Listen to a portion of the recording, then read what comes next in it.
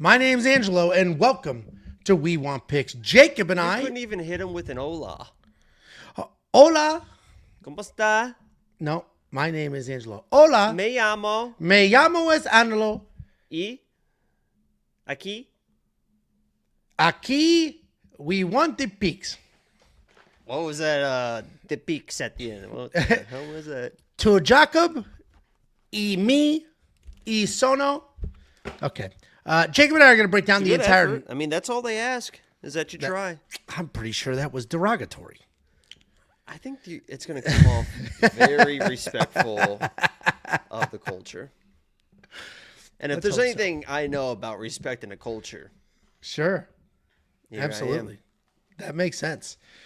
Well, Jacob and I are going to break down the entire Noche UFC fight card, giving you our picks, our predictions, our bets, and our DraftKings Fantasy Plays. But before we do that, let me remind you that Jacob and I will be at Noche UFC. We'll be hanging out. We'll get in some drinks after. I'll have some drinks before, and we'll have some drinks during. And if you want to say hi, I'll get you a drink. Come say hi to your boys. We are driving down on Friday. Are there weigh-ins for this? That's why we're going on Friday. Okay. Well, they don't do, okay. I mean, I guess it is a regional fight night. So we'll be at the weigh-ins. Friday?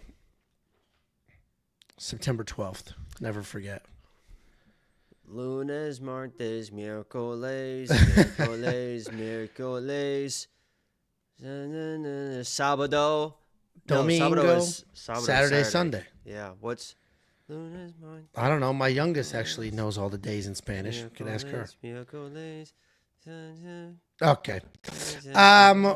We'll be there. So if you see us, say hi. I'll grab you a drink. We debated live streaming the entire drive down. The problem is, so I've been doing research on IRL streaming. First of all, the backpacks those people use are like 10, 15, 20 grand. Insane. And the Wi-Fi in my truck's just not very good. It uses AT&T and it's just slow as hell. So the upload speed won't be good enough.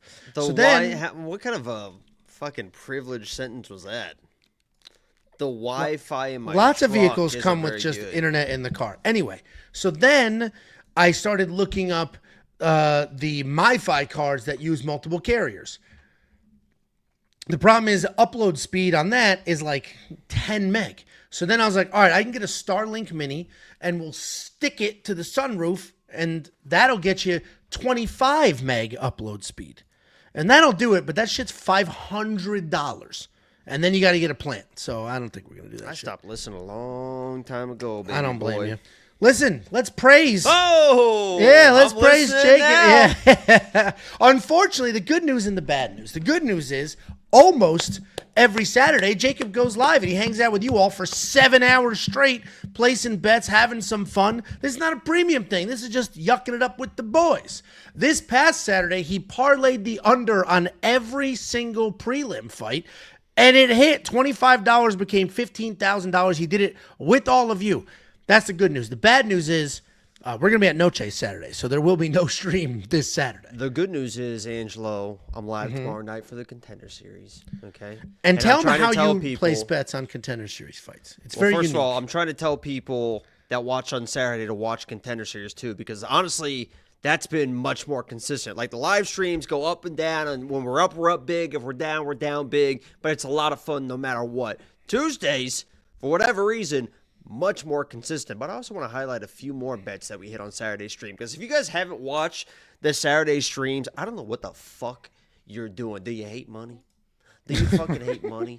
And if you're watching this after the fact, because I know there's Monday Night Football going on. If you're watching this after the fact, even if you're watching right now, like the video. If we get 1,000 likes on this fucking video, I will attempt a legitimate single leg takedown on Angelo at some point this weekend. He's always got to be worried about it. With me knowing or not knowing?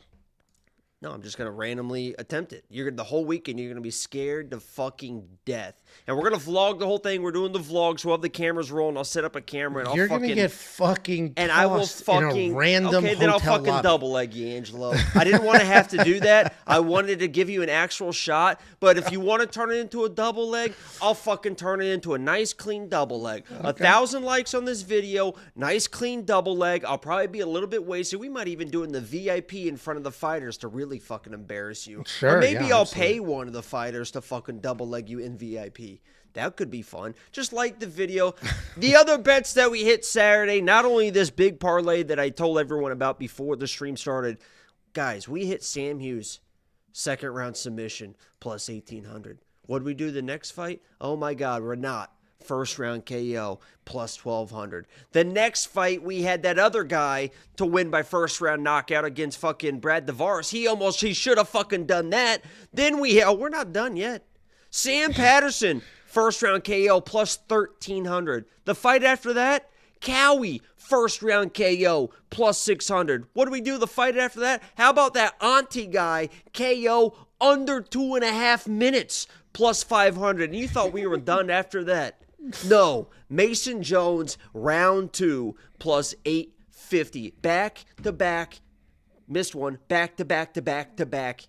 Maybe even to back again. It was the most incredible run of our lives. And we're going to try and duplicate it, honestly, tomorrow night. And then the streams will be back in a couple weeks.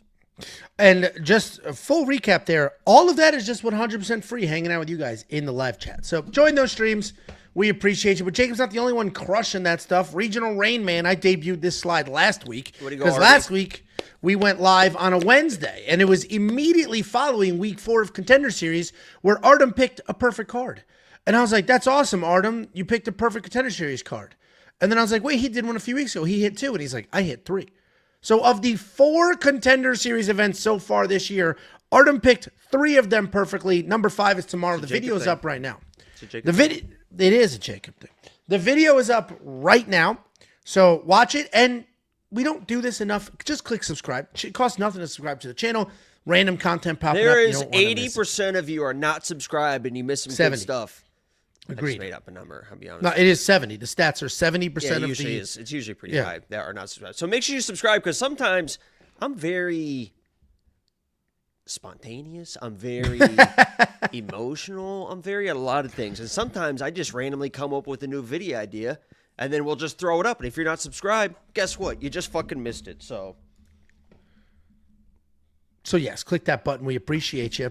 Now I'm going to tell you to go to the website. The website has a whole bunch of tools and insight information to help you make some money watching your favorite sport. If you go to WeWantPicks.com for only $10 an entire month, you'll get access to the greatest tool set this space has ever seen. It's $10 a whole ass month. You're going to get the fight simulator. This is a tool that simulates fights 100. I dropped my phone, and I'll be goddamn if the thing didn't just completely disappear. I have no idea where it's at. You want me to call it? It's dark down here.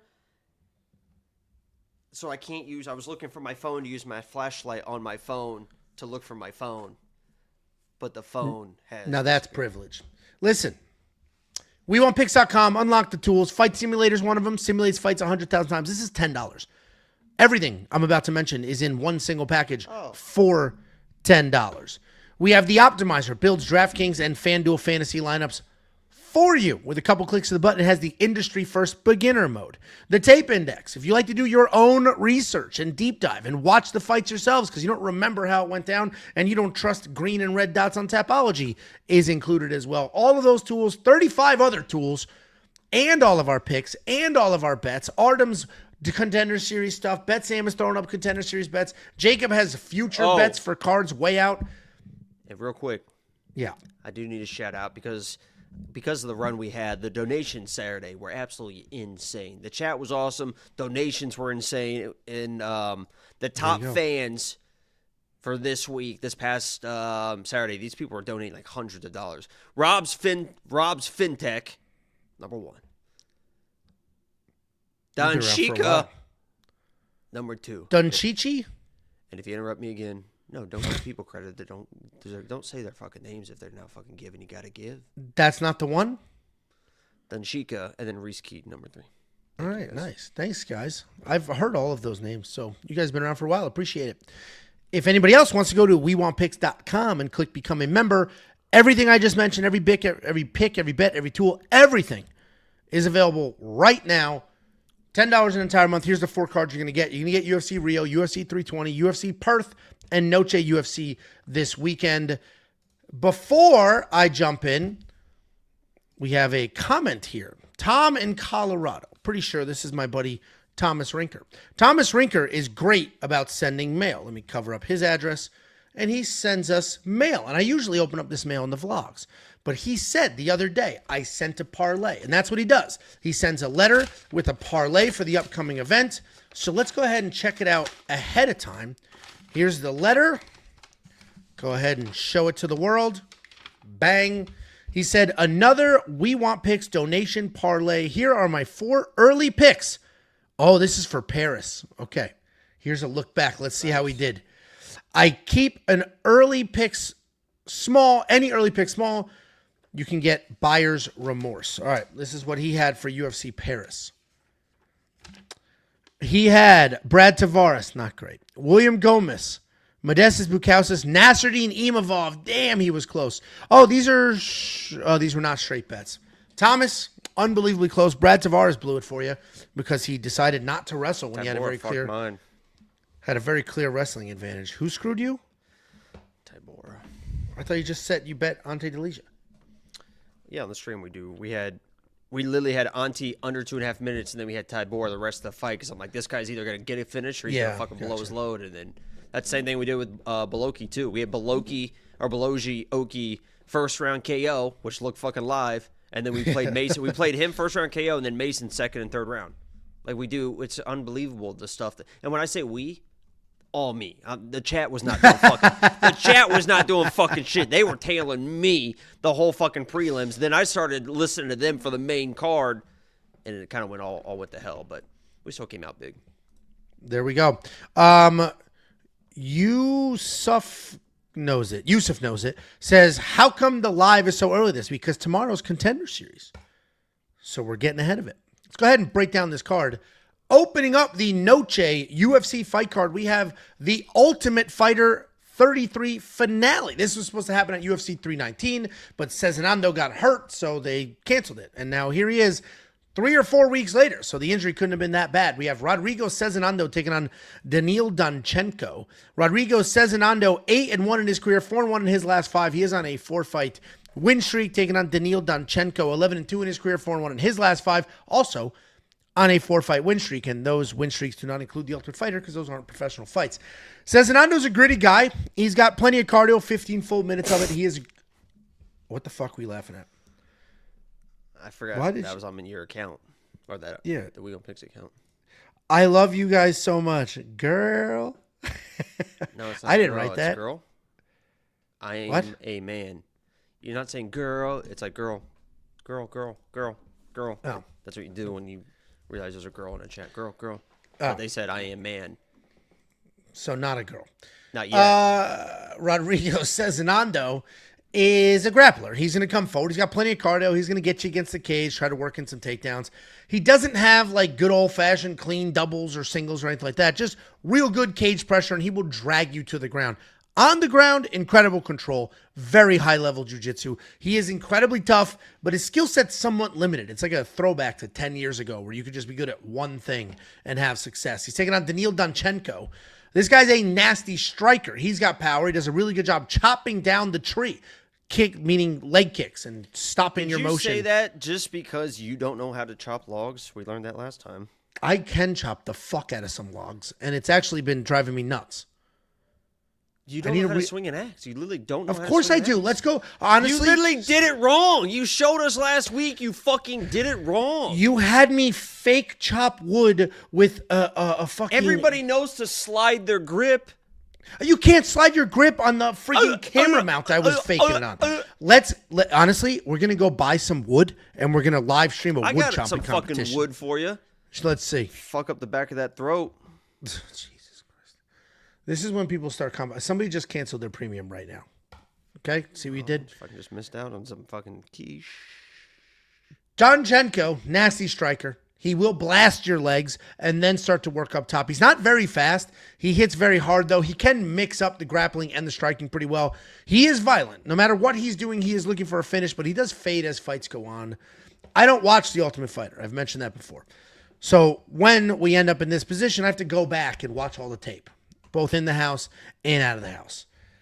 This was an interesting fight to break down because I was surprised when I saw the odds, like a minus 240 favorite, almost a 3-1 favorite, Rodrigo could absolutely 100% just lean on Daniil against the cage. He can just lean on him against the cage. No problem and win this fight. I'm going to pick Daniil. Daniil's the overall better fighter. He has the more well-rounded skills.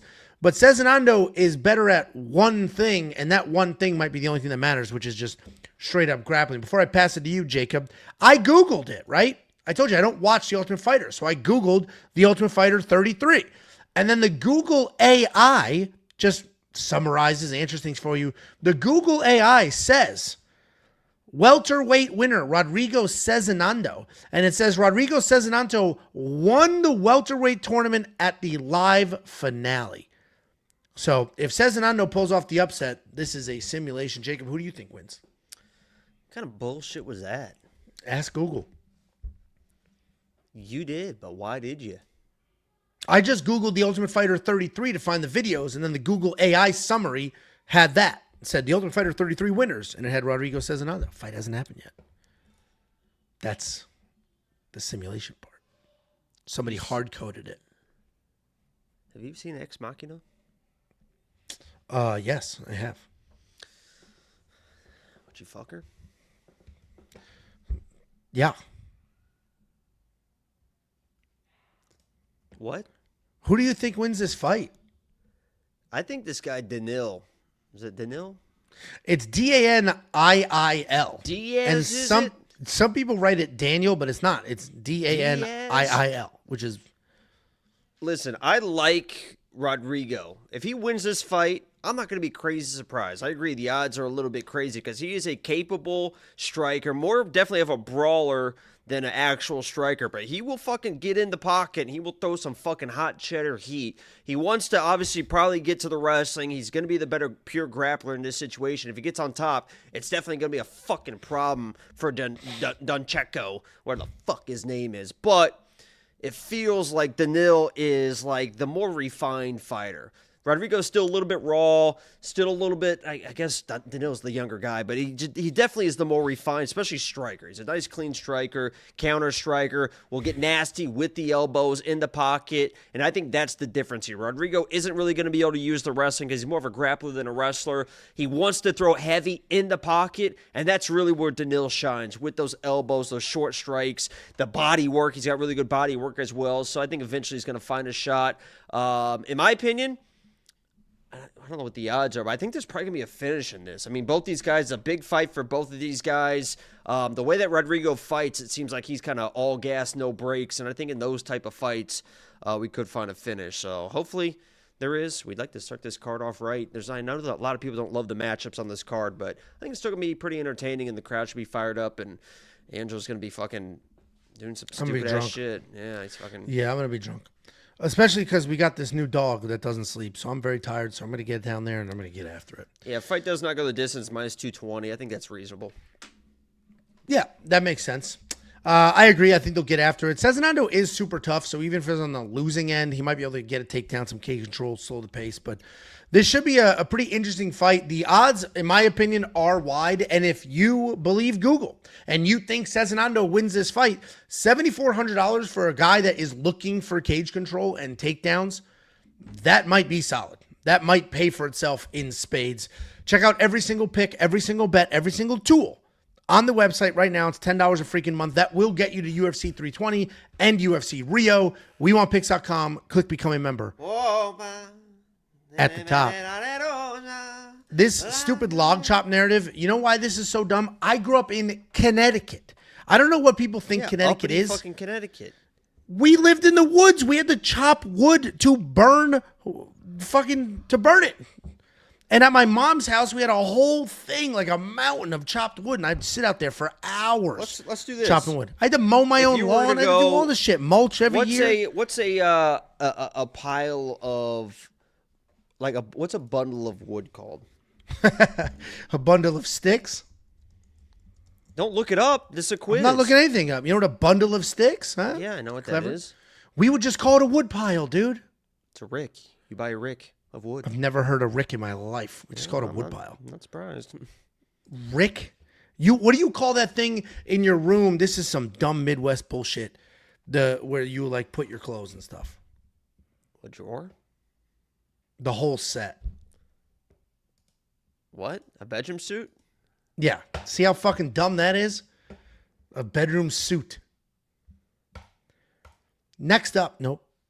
Next up. At Noche UFC, we have Alex Pereira's sister taking on Montserrat Rendon. And it's Rendon because she's Mexican, and that is not Alex Pereira's sister, despite the fake news. We have Alice Pereira taking on Montserrat Rendon. Alice Pereira is undefeated at 5-0. She is making her UFC debut. Taking on Montserrat. What is so funny? What are you laughing at? What were you doing with your hands? I missed it. Huh? I was praying. Yeah, okay. Montserrat Rendon, 6-1 in her career, 4-1 in her last 5. She is coming off that first ever career loss. And as I mentioned, despite the misinformation out there, that is not Alex Pereira's sister, but I could understand the parallels. First of all, Alice, close to Alex. His sister Second sucks. of all, yeah, his sister does suck. She sucks, and she's like 38 too, or something. She's Brazilian, he's Brazilian, and she's a nasty striker, and she's huge. So I get how people connected those dots. She is a nasty striker. She's long, she's lean. Will says that's not his sister. You're wrong. Oh, that's not his sister? Yeah, you're wrong. Big bag. Oh, shit. Okay. Well, that's not Alex's sister then. She's a long, lean striker. She's very, very powerful. She's super fast. She can grapple as well, but relatively untested. She's got really good hips, so if you shoot a takedown, she hits the ground immediately. She's sprawling very fast. What does Rendon have very good of? If she's got good hips, what would you say Rendon has good? What's her best? So when I referenced the hips, it was fighting skills. I think Rendon's got a natural guard. A natural guard. I think she's got good forward pressure. Hard to drown, I imagine. It took you a second. You got it. I didn't take me a second. I was processing whether that was actually funny or not, and then it was. I gave you a little sympathy chuckle. There we go. Listen, she's taking on Montserrat Rendon. She's a wrestler. She's going to stay in your face, throw a jab. She'll look to work in the takedowns. Her striking is stiff, but it is long, and she's got a really nice tight guard to protect from shots coming back. What's your deal? Dude, I haven't slept in days because of the fucking dog. You're thinking of those big Rendon boobies. Anyway, Montserrat Rendon will get in your face. She's got that long jab. She has a nice high guard. She will shoot takedowns, and the takedowns have been working well for her. And she is smothering on top. She's coming off that loss to Daria Z, where she had 3 takedowns, but her strikes got doubled. And this is an interesting situation because Alice is very hyped by the UFC. They have literally made posters and printed gold posters of her, and they're plastered around Brazil. Like, they are investing money in hyping her. And I get it. Like, she's attractive. She's a good striker. This division needs some star power. But she's only 19, which means she doesn't have a ton of experience just yet. And while she looks unbelievable, she's relatively untested, and she's a good striker, so I'm surprised they gave her a good, gritty, tough grappler like Montserrat. Montserrat could very well come forward, grind, and get takedowns. I'm still going to pick Alice here because I did just watch Montserrat lose a fight where she had 3 takedowns because her strikes were doubled, and that might happen here. But, dude, to have a Mexican grappler fight a striker on a Mexican-themed fight card seems like a pretty risky thing to do when you've invested all this money into hyping up Alice. So I'm going to pick Alice, but this line is tightening, and I completely understand it. What do you think, Jacob? What country would you pick if you could pick just one country, and the other country, every single person there is getting eliminated off the face of the earth? Brazil or Mexico? Can I add a different country? I'd like to add another country. You want to eliminate both of them, is what you just said. No, I would like to add swap one of these for a different one, and then I'll have a very easy, clear pick. Oh, who do you think wins this? You want to put them against a different country? Correct. Yeah, like a North Korea or something. Sure. Who do you think wins this fight? A lot fight? of the North Korean people are innocent people, Angelo. They don't know what's going on. But I mean, maybe. But you just want them all gone. Why? I didn't say is? North Korea. You did. Can you please tell us who you think wins this fight? This feels like the biggest, like somebody came into the UFC a little bit too quick, and it's like, uh-oh. Because it feels like, I mean, Alice is 5-0, fucking 19 years old, doesn't have the strength of a grown woman. Yeah, you be careful. She's 19. She could be old in high school. I'm talking about Rendon. What are you thinking of? Well, you know, you are the pause. I don't know where you're going at all. You're the one that has somehow always brings up children. Every fucking, I have no idea how it happens. I mentioned Alice, and then I'm about to talk about Rendon, and you're like, oh, what about that high school girl again? I said, be careful. I said, I wasn't even talking about Alice. That's the thing. I was about to talk about, I said Rendon. Okay. And then you try to bring it back to this girl. I don't get it.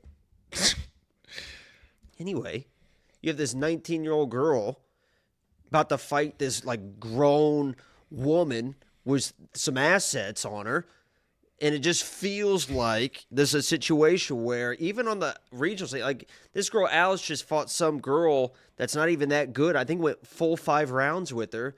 It's like you should be, if you're that level, especially females, you should be fucking smoking girls. And if you're not smoking girls, and Montserrat is really good at keeping range until she wants to close the distance, you're going to be point fighting on the outside until this girl gets a hold of you, pushes you against the fence, takes you down, and you just fucking lost the fight. I think Rendon's just going to fucking win the fight.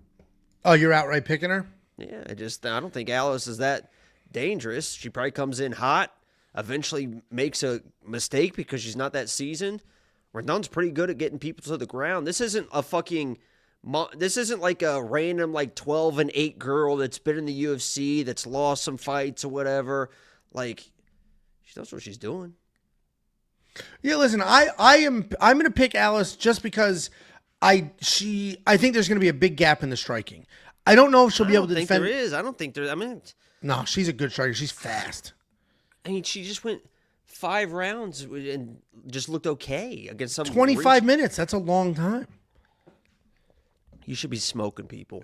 If you're that hyped up to sign to the UFC at 19, you should be 5-0 with 5 finishes, and they should all look fucking easy. Well, and honestly, not only that, I told you did you see the posters when you were like Googling and stuff? They literally have made custom posters for her, like signed by the UFC and printed them everywhere. Like they invested money in her, which is crazy. You probably got tricked by somebody just making her own posters. No, it's not here. Is it from the official UFC website? Or is it just a random poster that just says UFC on it, Angelo, you old man? No, they're like, here, I'll find it. They're like up in public. Yeah, everything on the internet is public. God damn it. I will find it. Here we go. Poster. Here. It's on her. Yeah, it's on her Instagram. Yeah, it's a random thing that she made. Or somebody made for her. You fucking idiot. No. Jesus Christ. Oh, the UFC's promoting the shit out of her. It's just a poster on her own Instagram that somebody tagged her in? I don't think so. I don't think so. I don't think so. Oh, my God. You know what I sent? What did I send? I sent it to Marcus. What's the next bet? That's my boy. It was one of your tweets that I didn't know happened during the Paris card, and I saw it afterwards. And I was like, we fully lost him, man. I sent it to him. I'm like, this guy's so old and fucking. He's fully gone at this point. I did one tweet where I was like, 1-1 looks like it's whatever because I wanted to see. No, it's make this the UFC one right broadcast. Here. And it got fucking 7 likes. 2 guys, 5 nipples. That one. No, that was bad too. But this is the worst one. You said it's a picture of the fucking Ruffy fight. And you said only one of these guys is fighting like a nerd. That was rage bait.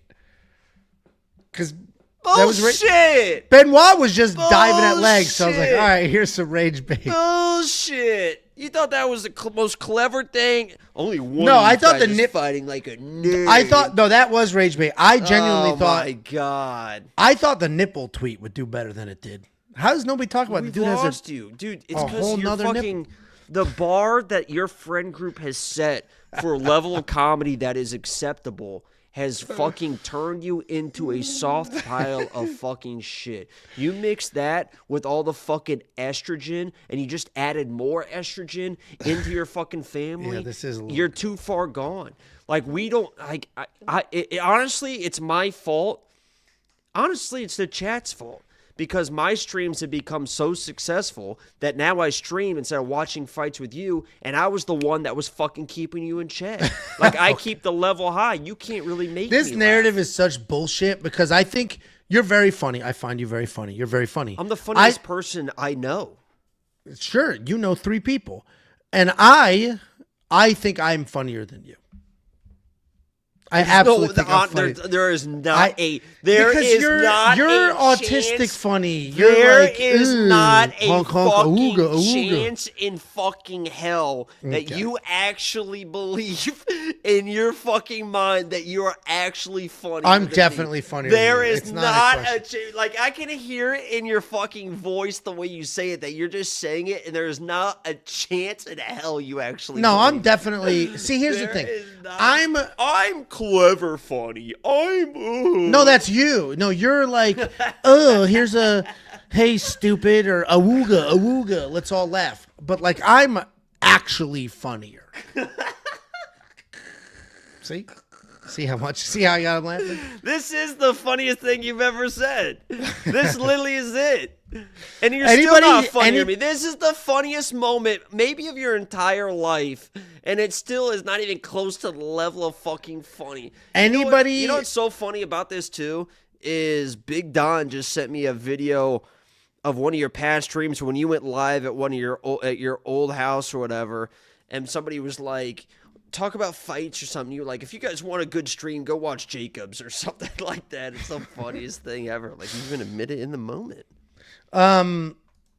Anybody who's saying Jacob's definitely funnier, also put your age in the chat with that comment. There'll be a theme. Next up, at Noche UFC, we have Alessandro Costa taking on Alden Coria. Alessandro Costa, 14-4 in his career, 3-2 in his last 5, alternating wins and losses, taking on Alden Coria. 10-3 in his career, 3-2 in his last 5. He's also alternating wins and losses, and he's 3-1-1, and I definitely wrote that comment wrong twice. Alessandro Costa, solid striker. Pretty good takedown defense. That striking style is high and tight. He protects himself on the way in. He will wait to find some spots, and when he decides to throw, it is with 100% intent. He does a really good job of throwing in small combinations. He'll leap in with a left-right, go to the body, go to the head, and then move on. He's got very real power, insane leg kicks. He can be low volume, though, but he's coming off that finish win over Kevin Borjas. He's taking on Alden Coria, a busy striker. Got a nice little single leg. He snatches legs up with a slight bend at the waist. He's not diving. He's not shooting. He's just bending over, picking it up, sucking it to his chest, and immediately running the pipe. Jacob, what's running the pipe? That's what I do with your fucking mom.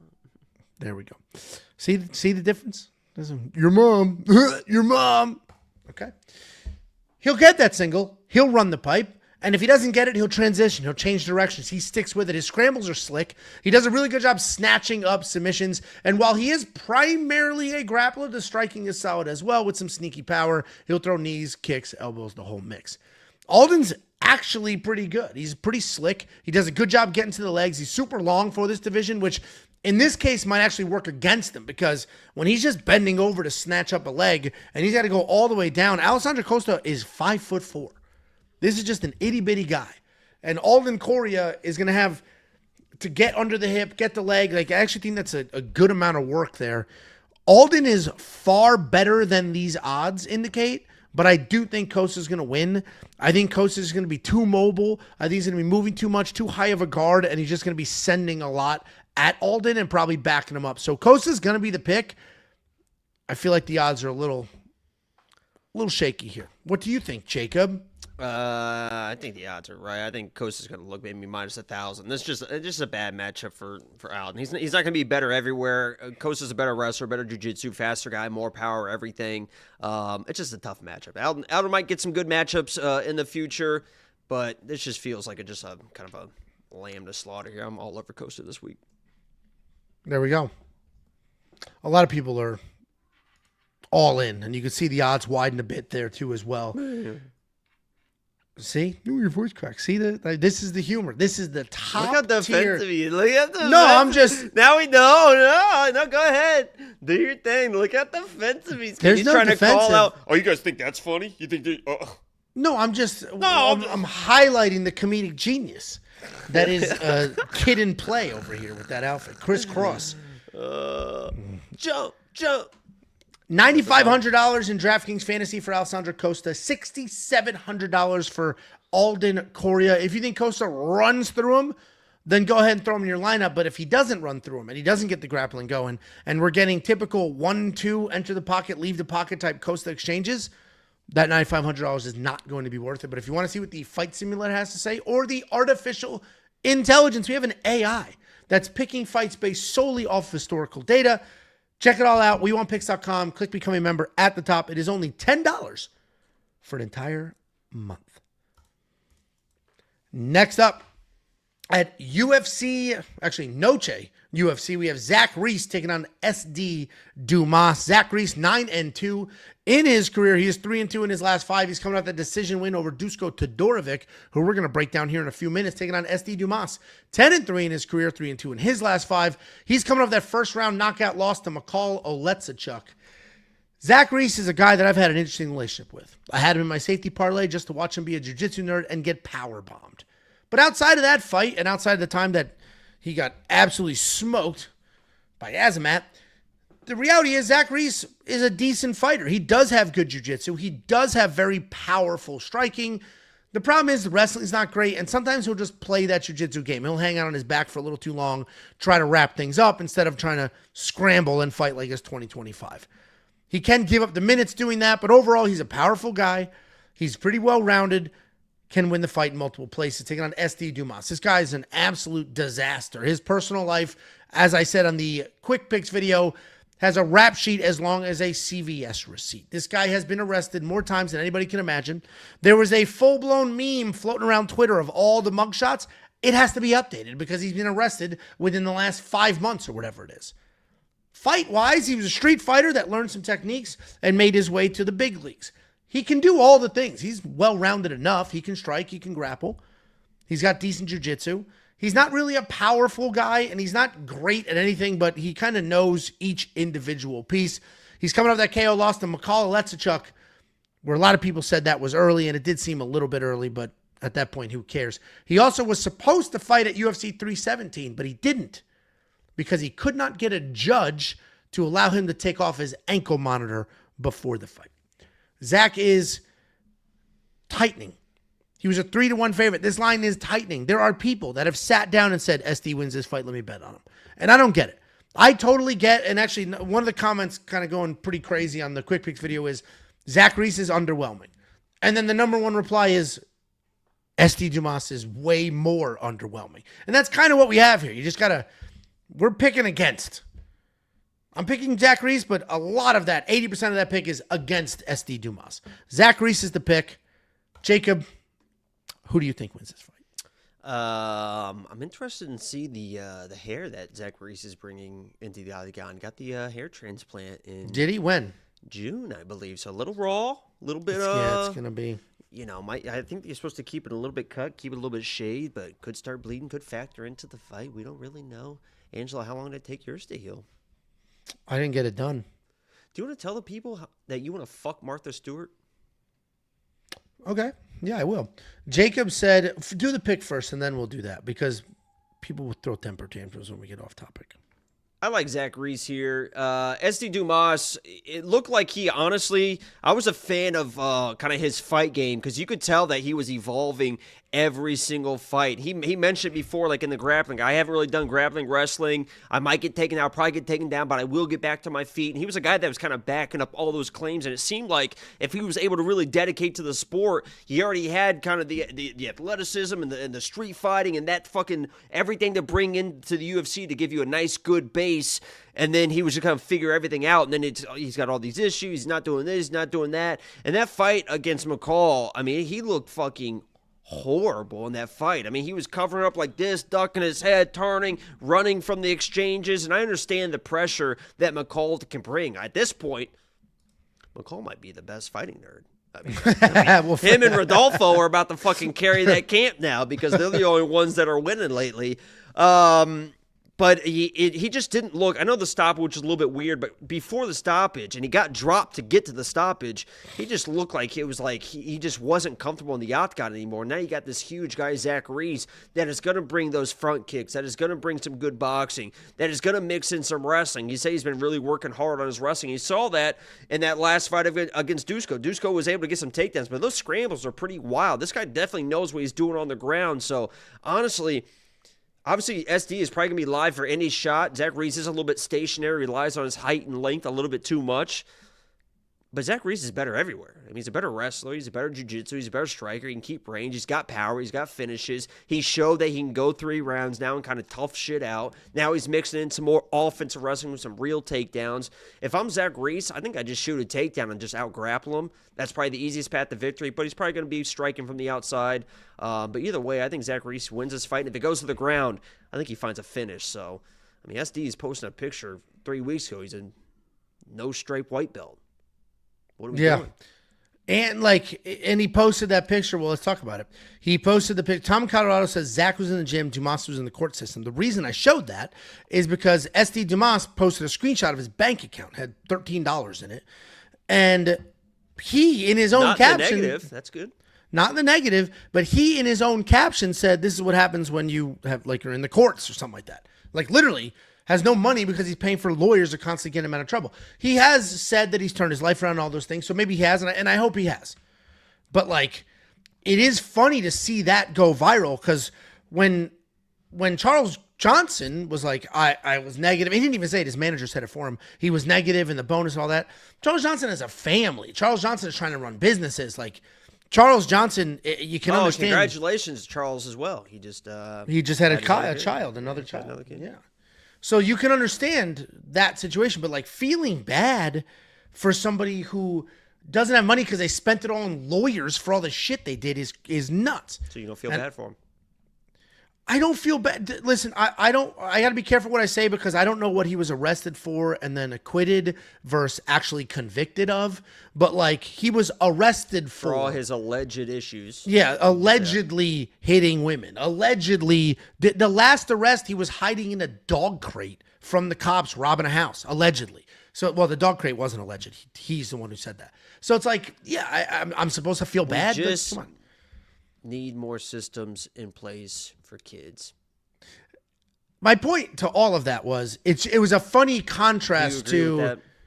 We just need to help kids out more. We need to help everybody out more. Well, it starts with the kids. We just need to spend more money helping kids. Why are you always bringing up children? It is bizarre. I'm trying to help them, not touch them. Yeah, help them up. We'll give you a little push. There you go. See. Anyway.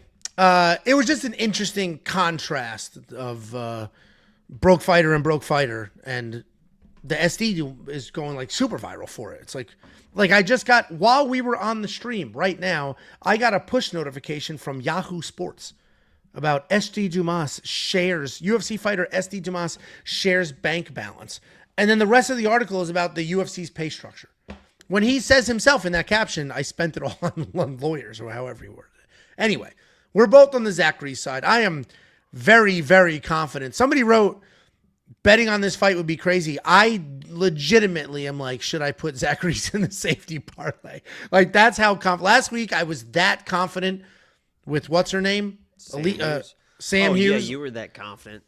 She was in the safety parlay. What a fucking joke. You missed a bet on her. Get the fuck out of here, pussy. I sat here last week, guys. What did I say? First fight of the night. I said, put all your money on Sam Hughes inside the distance and just hang out and watch the rest of the card and have fun. Whoops. Plus 350. There you go. Easy peasy. There you go. What's Zach Reese inside the distance? Probably minus money, honestly.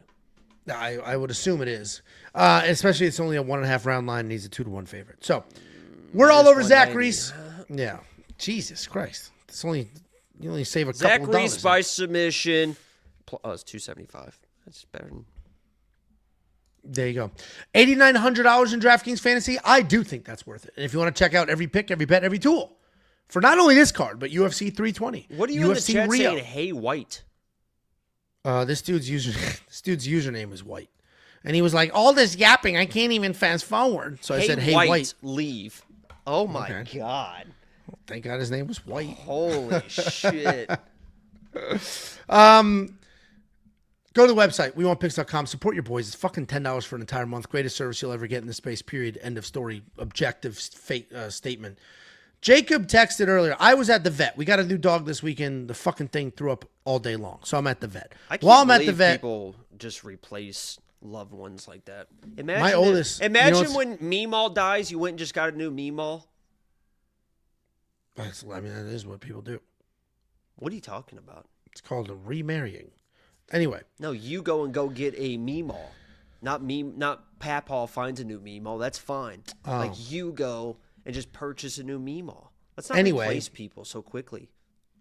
We got a dog. I didn't want it, but we got a dog. And to your point, my oldest was crying. We had the dog. Everybody's all excited. An hour later, she's crying. I'm like, are you crying because you think we're replacing Scout? And she's like, yeah. I was like, we're not doing that. Anyway, while I'm at the vet with this dog that is actually by my feet right now sleeping, and I hate that because she's not going to sleep overnight, Jacob sends a text saying, can you believe Mariah Carey's 56? And he didn't send a picture, but I knew what it was about. Like, dude, she's this old and this hot. And I said, well, no, I didn't even say anything about her being that hot. No, I didn't say anything. Right, that wasn't even the intention. It doesn't matter. I said, this lady's 84. 84. 84. 84 years old. You know how old 84 is? You know how old 84 is? Yeah, and you want to fuck her, dude. This is more impressive. She's got missiles. You were talking about Montserrat. 84 is more impressive. This at 84 is more impressive. This is what she looks like, Angelo. She doesn't look like that picture.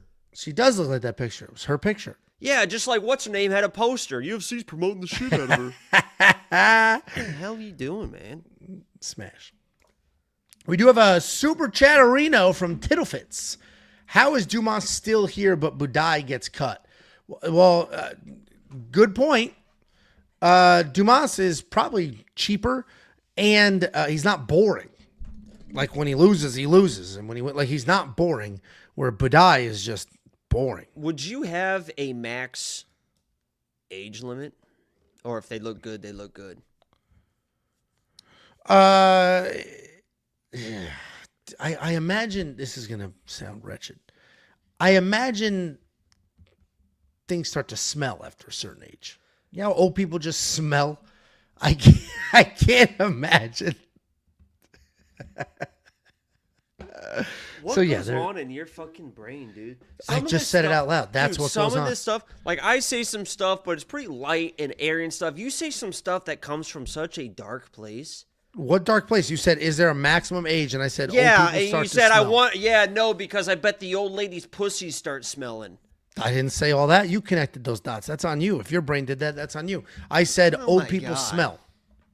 So, hey, there you go.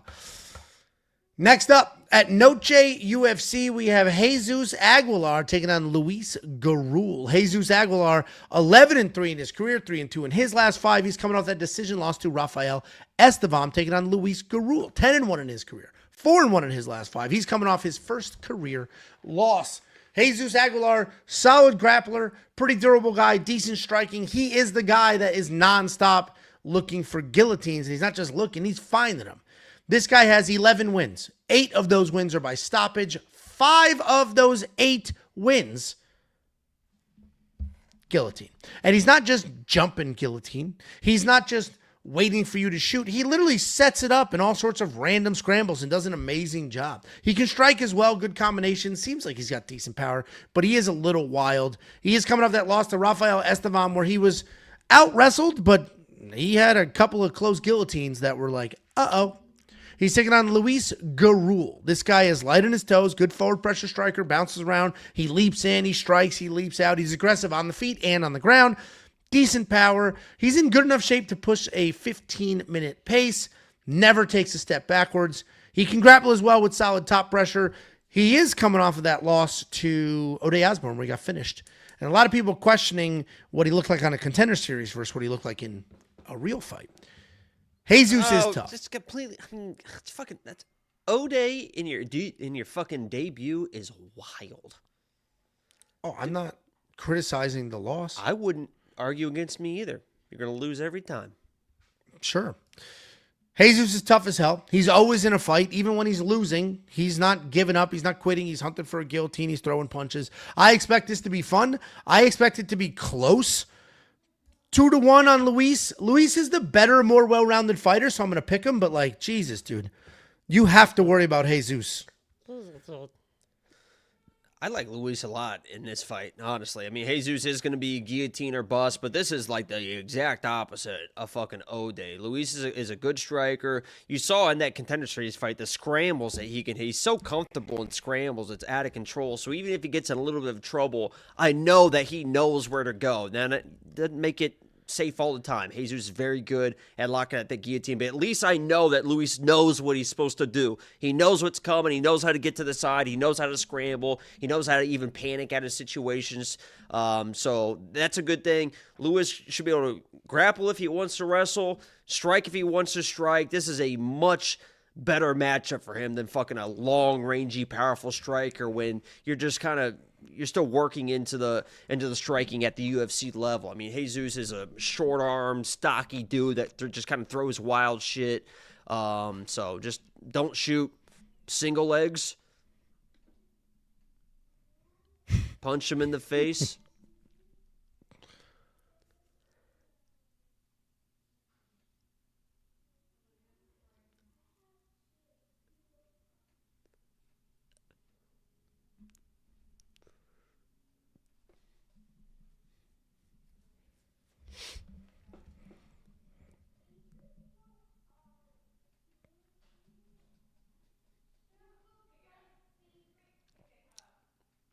I'm only going to start talking because you're about to hear my family yelling in the background. No, I think he's going to come out on top. I wish you wouldn't interrupt me like that, but yeah. Anybody listening on Spotify is checking to make sure the radio didn't go out. Listen, my fault. We're both on. You didn't finish a sentence, so I was waiting. We're both on Luis Gurule here. Probably a little more confidence on your side than mine. $8,700 in DraftKings Fantasy. I actually do not think he'll be worth that because Jesus is incredibly tough. I don't see Luis finishing Jesus here. So he might strike with him a little bit.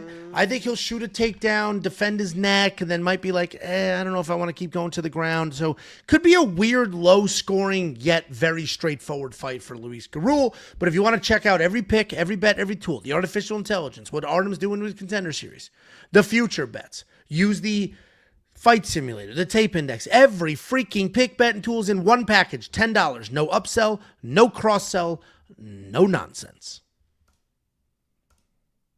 Next up, at Noche UFC, we have Tatiana Suarez taking on Amanda Lemos. Tatiana Suarez, 10-1 in her career, 4-1 in her last 5. She's coming off that title loss to Weili Zhang, taking on Amanda Lemos. 15-4 in her career, 3-2 in her last 5, alternating wins and losses. We're pretty familiar with Tatiana Suarez now, though, even though we have only seen her fight once in 3 years. She was wildly inactive because she had, neck cancer or something like that? Something insanely severe. I actually had a, you can see the scar here. I'm a cancer survivor. Oh, good. What caused it? What caused the cancer? No, but what caused the cancer? Was it like the food you ate? What caused the cancer? It's just something that's kind of a lot of scientists will argue that the cancer is already inside of you, and they're just trying to. There's a lot of tests going on that. It was the sun. He's allergic to the sun. The sun caused the cancer. The earth is rejecting him. He looked outside of a window, and boom. The earth loves. Or let me just say, the earth, Mother Earth herself, doesn't mind when I go outside and walk around, terrified the second you step outside. That hurts her. Sure. Your fucking big ass stumbling around. I saw you fucking fall on that fucking ramp, you big bitch. You want me to show that fucking video? You want to go there? Huh? Yeah, those I'll were describe sent it. to me. Let me break down this fight. We can show the video. Fuck it. You want to go there? Bitch. You want to go there? Traitor bitch. Yeah, we'll go there now. Now it's time to fucking party. All right, let me explain it. First, we'll get through this fight while you find that. Let's get through this fight. Oh, I found it. Tatiana Suarez taking on Amanda Lemos. Tatiana Suarez, as we know, a nasty wrestler. Like a very, very, very good wrestler. The best female wrestler in the UFC right now. and I'm not including Kayla Harrison because that's judo, not wrestling. Tatiana Suarez will come forward, shoot the takedowns, get control, and then on the ground has nasty jiu-jitsu. She's got crazy long limbs. She wraps things up, and she submits people. The striking's just okay, and we did see her struggle in her last fight against Wei Li, but that's Wei Li, all-time great Wei Li Zhang. She's taking on Amanda Lemos. Amanda Lemos, a tried and true at this point in her career. Muay Thai striker, fast hands, a ton of power. For the most part, she does a good job keeping her fights at that Muay Thai range to avoid takedowns. She's got plenty of power, solid BJJ, but she can lose scrambles and transitions. She's been at the top of this division for a while. That's reflected in the level of competition that she's had to go up against. She is coming up that bounce back win over Ismin Lucinda, where it was just straight up experience. And maybe straight up experience is the difference here too, because as I mentioned, Tatiana's only fought once in 3 years. This will be the most amount of fights she's had since 2023. I think Tatiana Suarez gets the takedowns, gets it done. I think she could actually get a submission here. I was hoping that the under 2.5 was going to be juiced, or super plus money, but it's not. It's about even for the over-under there. Tatiana's going to be the pick. I hate going all in on somebody at these odds that is coming off of a loss, but I think that's a good quality loss. I don't think she's going to death spiral in her career. So Suarez is the pick. Pretty confident there. What do you think, Jacob?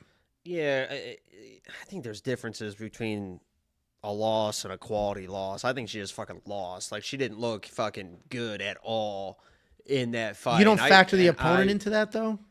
No, because even in this fight, it's like, I'm going to pick Tatiana because if she gets a takedown, she's going to pretty much out-grapple almost anybody in this division. But her entries are, and I told everybody that Wei Li's going to fucking smoke this girl. Her entries are so fucking bad. Like, and Lemos is really one of those girls that is, at this point in her career, she's a little bit older now, but she's kind of figured out how to defend the takedowns because she is a hands-low, rangy striker. Almost like what a Ruffy should have been. Like, Ruffy should have been a good opponent for BSD because you're bouncy, you got good footwork, your hands are already low, you can snipe or you're there to defend. Obviously, Ruffy kind of like shit his pants in the moment. I don't know what the fuck that was. But Amanda Lemos is that girl that when you're shooting from the outside, just trying to grab she like is fingertipping these single legs, and when she grabs them, it's this weird trip. She's very weird at what she does, and maybe the unorthodox is what, usually it's worked with her until Wei Li, right? She had basically no issues until Wei Li, so I'm picking her to win. I think she does get the takedowns, but I still fucking hate those entries. It's like a weird single leg, and then she has to like almost pull guard into like this weird trip with her outside leg. It's just very awkward. The footwork, the rangy, could give her issues with Lemos. If she's not getting those early takedowns, it's time to fucking panic. I think she does, but I played her by submission because if she wins, I think she fucking smokes her and gets a submission. I'll just play her that way. Keep her out of parlays and all that stuff. I kind of agree with that. I don't think it's going to be a close fight. Like, if Tatiana loses, she's diving at legs, not getting them, just kind of getting battered. I think she finished her pretty quick, I think. Correct. If she gets the takedowns, it's going to look like her versus everybody else. Look what she did to former world champions. Like, she smoked everybody. Jacob, you worded it well when he said she was never in any trouble until that last fight. She blew through people. Maybe it was ring rust. Maybe she's going to look unbelievable because she just going to hit a rhythm now. But either way, we're both on Tatiana Suarez. I do think she's worth that $9,400 in DraftKings Fantasy. But if you want to see what the artificial intelligence says, if you want to run the simulator, just go to Tools in the menu, click Simulator, click Run. It'll take every fighter on the card, bring in all sorts of historical grappling and striking stats, run simulations, and then give you the individual outputs. From there, you can click Build Lineups, and it'll build a DraftKings Fantasy lineup for you. WeWantPicks.com. Click Become a Member at the top. It's $10 for all of it. No upsell, no cross-sell. You get UFC 320, UFC Rio, all the cards in a month. All right, Jacob, show your video. Let me prep. Hold on. Yeah, you said you were going to set it up. So okay, so my wife is apparently a trader, and she's sending videos. We went to this place called... a lot of videos. We went to this place called Fritz's, and it's in the Colony here in Texas. It's like a giant... It's like American Ninja Warrior. This is a wild setup to say that you just fucking busted your ass. And at the end of American Ninja Warrior, there's that huge ramp, okay? And they had 3 ramps. They had a tiny one in the middle, a pretty big one on the right, and a huge one on the left. The pretty big one on the right, I said, okay, let me check it out. Boom, got up at no problem. And there were adults failing left and right. Then I said, you know what? I'm going to fucking try all these squares, just watching, doing nothing. I'm going to try the huge And one. remember, these ramps are for children. No. Angelo's in there with children. Again, it's not for children. Back to the children. There's adults. You, in this video, are surrounded by 40 children. So there is not an adult in sight. It's you and children's. I touched it. Is it the video of You me touched actually what? doing it? You touched what? The top of the ramp. The top of what? The ramp. So on the huge ramp, I had to do 20 tries, Warped but I don't wall. quit. That's what it's called. On the huge warped wall, like literally like 2 stories. This thing was tremendous. It took me 20 tries. Again, but a I lot got of there. setup for you busting your ass in this video. I got there. I touched the top. I got there. The medium one, which is still huge, I got there first try, no problem. Here's my issue. Wait. No, I can't block it. I touched it. And then boom, fell and I lost my shoe. This is me dominating the medium ramp. Okay, I'm dominating the medium ramp. I got to the top, bang, shoe pops.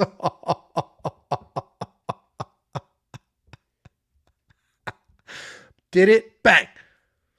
I don't know what the issue is with the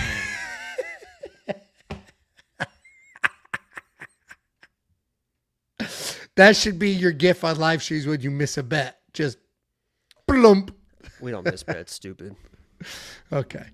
Anyway, I got to the top of that fucking wall. Okay. And that's the only thing that matters. Was it pretty? No. Is Tatiana's wrestling entries great? No. Why are you trying to show off in front of kids? I don't get it. I wasn't showing up. Pull that back up. There's adults in there. There was one dude that like blew his knee out. He was limping. That is domination. Don't say that's failure. I dominated the wall. My leaving the wall wasn't The wall smooth. won. The wall, dude, Angela, the wall won. Leaving the wall was see, there's a dude right there. Leaving the wall was my issue. That's why I ultimately stopped doing it, because I couldn't. My other buddy Michael was doing it, and he wasn't getting as high as I was, but he would turn his body and slide down all smooth on his exit. I was crashing down every time, like a man. Let's move on. Yeah. Next up, at Noche UFC, we have Claudio Puelles taking on Joaquim Silva. Claudio Puelles, 12-4 in his career, 3-2 in his last 5. He is looking for his first win in 3 years. And that's not true because he did just win his last fight, but boy, would I have loved if that was true. No way. He lost his last fight. What the hell am I talking about? He had a bunch of takedowns. He looked improved. He's taking on Joaquim Silva. 13-5 in his career, 2-3 in his last 5, alternating wins and losses. Claudio Puelles was a jiu-jitsu nerd. He would scoot his butt across the mat, begging people to engage in his guard, and then if you didn't, he had literally nothing to offer you. He had nothing. Striking's not great. The takedowns weren't great. Just a straight-up jiu-jitsu nerd. I believe, was he not the person where we used the term? I think he was the first one ever in the Dan Hooker fight. Is that not correct? I don't know. I'm just watching this. Just Okay. kind of embarrassed for you. Yeah, wear your hands. So that's where the term jiu-jitsu nerd was coined. But he's improved. In his last fight, he started shooting actual takedowns. And that was always the real issue. To be that good on the ground and not have the ability to get it to the ground is a problem. But he did have the ability to get it to the ground. We saw that in his last fight with a couple of takedowns. Is he a dynamic wrestler? No. Does he have actual shots and entries now? They're getting there. He's taking on Joaquim Silva. He's a little old, but he is durable as hell. BJJ guy, fantastic hands, big power, very explosive, always looking for the knockout. Even though he has a BJJ black belt, he is more than capable on the ground. He is just not typically attempting his own takedowns. He's looking to knock your head off, and then if you take him down, he'll do the jiu-jitsu. He's coming off his own loss to Jakar Close, where he had a knockdown, but the volume just was not there. We've got an old guy. We've got a butt-scooting jiu-jitsu nerd. It's obvious why this line is yo-yoing. When I broke this down 2 days ago, Claudio Puelles was the plus money underdog. Now he's a slight favorite. I agree with that. I picked him when he was a dog. I think he can get this to the ground. I think the improvement we saw in those takedowns, while they're not great, it's still a giant improvement from what they were. I think Joaquim Silva at 38 is just kind of one-punch power or nothing. And I think Claudio's going to dive at legs, get him guessing. I think Claudio pulls out a close one, but I can't possibly bet on this fight. What do you think, Jacob? How anybody can watch Paul Craig on Saturday afternoon and then turn around and pick or bet, and I understand you're not betting him, Angelo, but the people that are betting on a guy like Claudio Puelles, when we know what type of fighter he is, I know he got some takedowns, didn't fucking matter. The reason he was getting the takedowns, the entries are just fucking diving from the outside. They're telegraphed. There's no setup to them. The fight card was at elevation. Fucking Ziam was fucking gassed, couldn't react as fast as he wanted to, and still was able to hit sweeps and scrambles to end up on top of a guy like Claudio Puelles. He's a specialist. Even these guys drive me insane too, because even when they can be on top and advance to like a mount position and try to take somebody's back, they still do all the leg lock fucking bullshit. It makes no fucking sense to me. I have no idea how anybody could pick or bet a guy like Claudio Puelles. Play him by submission if you want to on a flyer, whatever it is. Where the fuck did this guy go? I had to get the dog out. Hello. I had to let the dog out. I heard you the whole time. We're not gonna do the fake freeze nonsense. That's just not. I'm not freak. I think it's disrespectful. I'm sorry. I'm getting text from Tiffany. Can you give me the dog? I need the dog. We gotta let the dog out. And then I was like, "Can you get the dog?" She's like, "I just got out of the shower." Why do you hate your wife? I mean, you've met What's her. reason number one? Too beautiful. And So she gets the attention when we go out, and I don't get the attention. It can be intimidating. It is. Did you finish? Pause. What? Did you finish? Are you? What is your deal, man? Mm-hmm. Like, I literally am supposed to be like the fucking young perv. Supposed to be. I don't know who he picked, but I'm on the player side. I'm fucking. I don't know how people. I thought you were listening to the whole thing I said, Angelo. Now you're a liar. I was listening, but I wasn't. I was hearing, but I wasn't listening. Which is the one where you don't pay attention? I heard you, but no, I was listening, but you didn't hear me. Is that what it is? Anyway, I get it. Listen, we have seen one of these gentlemen wipe their butt on the canvas floor. We've seen it. And that's a hard guy to pick. You picking Puelles is so wild, dude. I know. It goes against everything I believe in. I His like... takedowns are way worse than fucking Tatiana's, and hers are bad. Tatiana's the most accomplished female wrestler on she was like an Olympic alternate. I don't give a fuck. Her fucking takedowns are shit. I see what I see. It's fucking terrible. No setup, shoot from the outside. This guy doesn't have any setups. This guy doesn't have anything. Well, I'm on the player's side. You're on the Joaquim Silva side. I agree with you when you said don't bet on this fight. This would be good for the vlog. Betting on this fight? Yeah. Let's bet shots. That'll be good for the vlog. I don't do shots. I'm not a fucking alcoholic, Angelo. Well, you don't think you're going to lose? I'm here to you don't think you're going to lose, event. So who cares? I'm here to enjoy the fucking event. You don't think you're going to lose, so who cares? Because it's like if something weird were to happen, guy pokes him in the eye or something. You can't win. It's a bad punishment. Let's fucking bet. The loser does meth. You're not going to lose, so what's the deal? Well, that's a bad punishment for both of us. Because if you lose, you want to do shots. You're an alcoholic. It's an absurd. You have drank alcohol. If you're trying to find something that you enjoy for when you lose, let's do shots. Yeah. No, I tried to find something that would spice up the stream. No, you love to drink. You're an alcoholic, so you're trying to drink. Let's do meth. The loser will ruin their life with meth. I tried to pick something that would be, if you get a little tipsy, good vlog. That's what I'm doing there. If you die of a meth overdose, bad vlog. Fine, you buy it. Okay. You go buy it. Okay, I'll bring some. I got some. I got right I was going to say, that explains the weight loss. Text. That explains the weight loss. Oh, yeah. People are trying to count. Let's bring it up. Let's bring up that the cancer's back, Angelo. That's why he's wearing the bucket hat and the sunglasses indoors. Honestly, that's why he's protecting himself from the sun indoors. I honestly wish that I secretly did have cancer and you were making fun of me right now? Like Because Norm then Macdonald and you out- told nobody? Yeah. And then you would find out, like, when I'm dead in 6 months, you'd be like, oh, shit, I was just making fun of him. Well, I'm just glad that I got to the bottom of why we have a bucket hat and sunglasses on indoors. And you're protecting yourself from your biggest hater, the sun. Hey, Viva Mexico, Angelo. I'm sorry for having a little bit of pride for a country that's not a bunch of just white people. Jacob went to the police department and filed for attempted murder against the sun. And so now he's hiding. This is why I'm at 72% on this poll right now. Oh, there's a poll? You like dragging. Yeah, there's a fucking poll. 72%. Because you like drag on these fucking like wild storylines and you think it's funny to just. Wild storyline? You are allergic to the sun. That's not We wild. get it. I had cancer, Angelo. My God. Okay. You're the one who said it was Make bad. another joke. Go on the spot. Go. Let's go. Let's hear No, another I can't joke. now. I have to wait for it to come up naturally. Yeah, that's cool. Yeah. $1.99 for the next Lennon. Jacob puts hours on lives per week, goat making money. And that is 100% true. Yeah, how about your dumb ass? You fuck did I fucking do? bitch. You What'd I do? stupid fuck.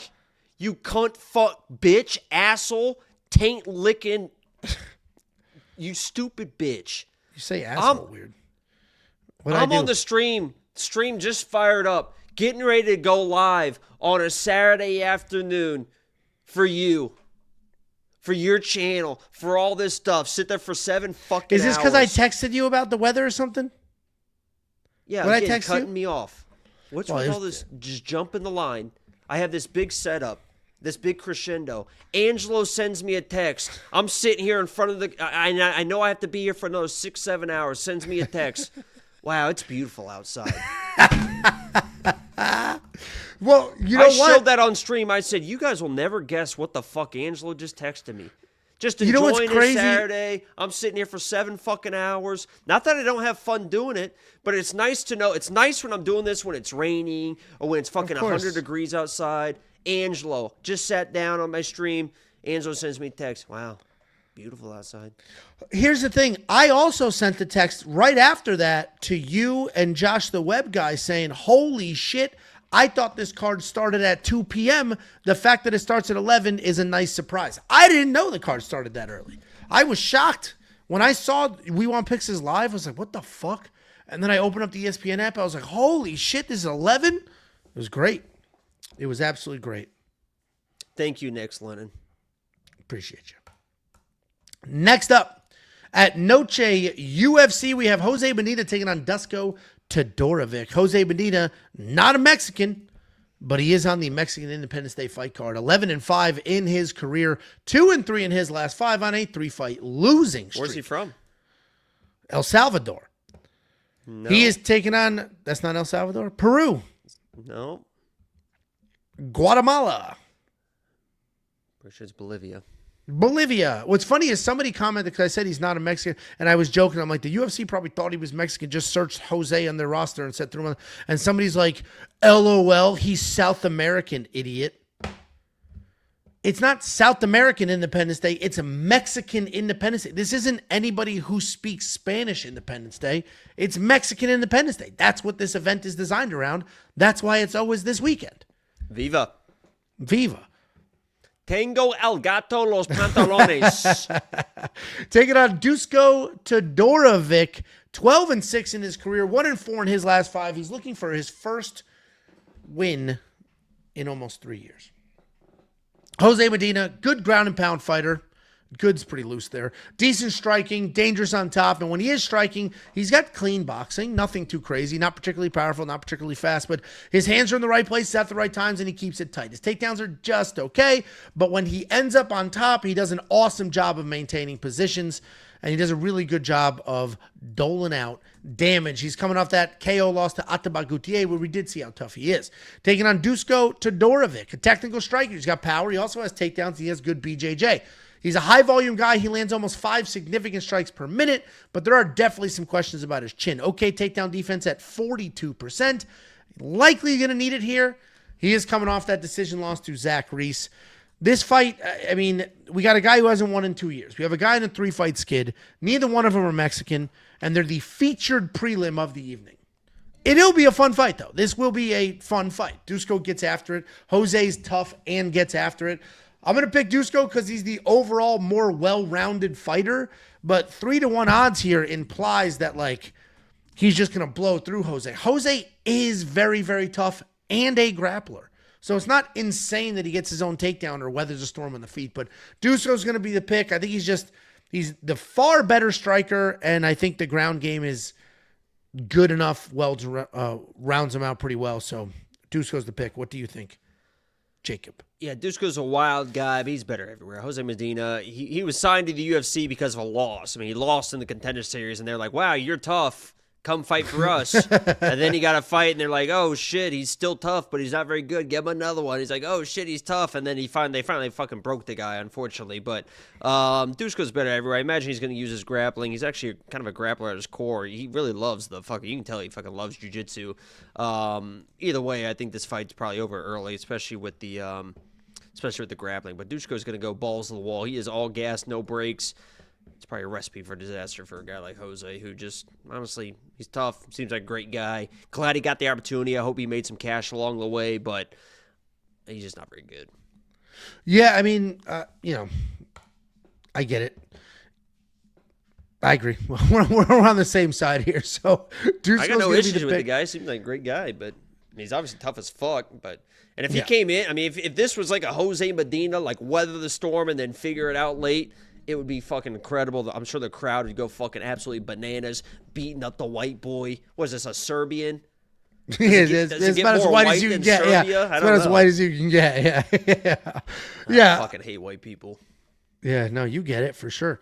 $6,900 in DraftKings Fantasy to $9,300. Obviously, DraftKings Fantasy is very, very heavily favoring Dusko, likely to find a finish here, and he might. Jose is insanely tough, and while Dusko is dangerous, he's not Atabak Gutierrez dangerous. So this could be an interesting fight. It could be a lot of fun. I think you're not going to out-tough submissions, and I think he's going to give a submission attempt. Yeah, I mean, I think because the round line's 1.5. I think you said you like the under there, right? Or you just like does not go to distance? Oh, I played the under because it was like plus 170 or something because they respect the toughness of Jose, but, I mean, Dusko's not a guy who just kind of like picks his shots. He's looking for a fucking finish. Yeah. Jose against the fence. I mean, even if you shell up at this point, they stop the fights. They just stop fights. Angelo looks like a jar of mayonnaise. More like a bag of mayonnaise. What the fuck? First of all, I hate mayonnaise. Too solid to be a jar. Jar is like a strong masculine. He's like a condom full of mayonnaise. Not even ribbed.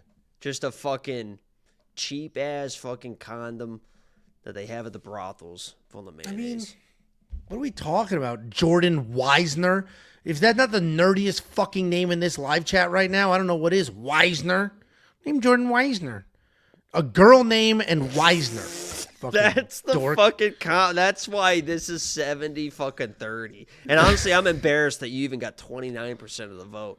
What a nerdy name, Weisner. It is a nerd. That's a nerd. To be calling me a jar man is Jordan Weisner. Dude, you said who's the nerd in this fight, and now you're like, oh, who's this guy with the nerd name? That's like your go-to or something. It's very fine. Weird. I'll start saying dweeb. Fucking tell him you're gonna fuck his aunt. That's what I do. And sometimes I don't even say I'm going to fuck their aunt. Sometimes I say I'm going to marry him, make him fall in love, wait till the anniversary, and then fucking cheat on him. Herb knows. Hey, he's fucking taunting you. I got him so good. I wait until the anniversary and then cheat on their fucking aunts and ruin their lives. Well, as long as she doesn't stink. I might be older than William Montgomery. Helio's onto something. Grandma's in play as long as she doesn't get that old lady smell yet. WeWantPicks.com. Click become a member at the top. It's only $10. You can unlock everything, including the round line leads. We have a full page with the round lines and our leans for each one. Confidence picks, tools, bets, insight. Bang, bang, bang. WeWantPicks.com. Click become a member at the top. How old is William Montgomery? Who's William Montgomery?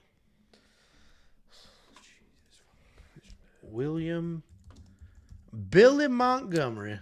Oh, this from Kill Tony. Yeah. Why is his belly button at his fucking right below his nipples? Have you seen that? Jesus, what a disturbing picture to see. Here's the upcoming 4 fight cards. These are the next 4 cards. And if you go to our website, wewantpicks.com, and you click Become a Member, for $10, you will unlock every bet for these 4 fights. Damn, every that's pick. a 0-3 Brazil. It is. I think Charles got a chance for Fizzy's. I think at this point. No, and Jean Silva's Brazilian, so that's a default win there. Yeah, I guess Diego's more the Mexican of the two. Yeah. Unlock every pick, every bet, every tool for these 4 events. Great cards coming up. We got a pay-per-view, bunch of regional fight cards. No Apex. WeWantPicks.com. Click Become a Member at the top. With that, you'll get the Fight Simulator. You'll get the Optimizer. You'll get the Tape Index to do your own research. And Jacob and I will see you at Noche this weekend. He won't be taking shots. I don't know if you know, Jacob does not do shots. He doesn't do them. He won't take them. Don't offer them. He will not. If you guys haven't, if this video gets 1,000 likes, I'll take a fucking shot at Angelo's fucking nose. I have. It's so weird you brought that up because I have video proof and pictures of you. Yeah, I'm the only one that's willing up. to fucking. Angelo's at range trying to point fight. I'm in the fucking trenches. That's what I do. I'm a fucking man. In the trenches. I'm the one shooting the takedowns. I'm the one getting in somebody's face. You're the one backing up. You're the one just fucking using judo when I thought we were wrestling. Sure. Yeah. Sure. Somebody pipe down, little man. Absolutely. I apologize for all the guff I've given you over the years. Sweet tribal, bro. Showing that off. I mean, I'm wearing long. I could do this too, Angelo. I could do this too all day. Oh, sick. All day. But that is crazy. I'm cool. I'm calm. I'm collected about it. Angelo takes his chair to the movies. Here's that dweeb again. Why would I take my own chair? They have amazing chairs at the movie theaters. These ones are heated and recline, and they're 1.5 chairs wide. Have you done the D box? What's the D box? Oh, is that the one? The ones in the middle that vibrate and your and asshole's all that? a fucking D box, homo. Is that the one? Are those the ones that vibrate and do all that shit? Because yes, we did it for Mario Brothers last year. This is the address if you want to send something for the vlog. We read Thomas Rinker's letter live on this stream and the parlay that he sent. And I actually save every letter here. Every single letter we get is saved in this binder. Here's every piece of mail. I got to be careful what I show because there might be addresses on here. Here's every piece of mail. We'll do it on the side. That we've ever gotten. And if there's not a letter and it's just a box, I cut the label off the box and put it in there. I appreciate everything.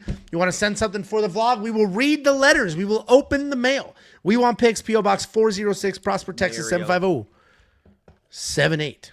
What? That was little. I know that was rage bait. What was? Mario. I've said it that way my entire life. Yeah, okay. Next up, at Noche UFC, we have the main card opener, Santiago Luna, taking on Quang Lee. Santiago Luna, undefeated in his career, and this is going to be his UFC debut, taking on Quang Lee.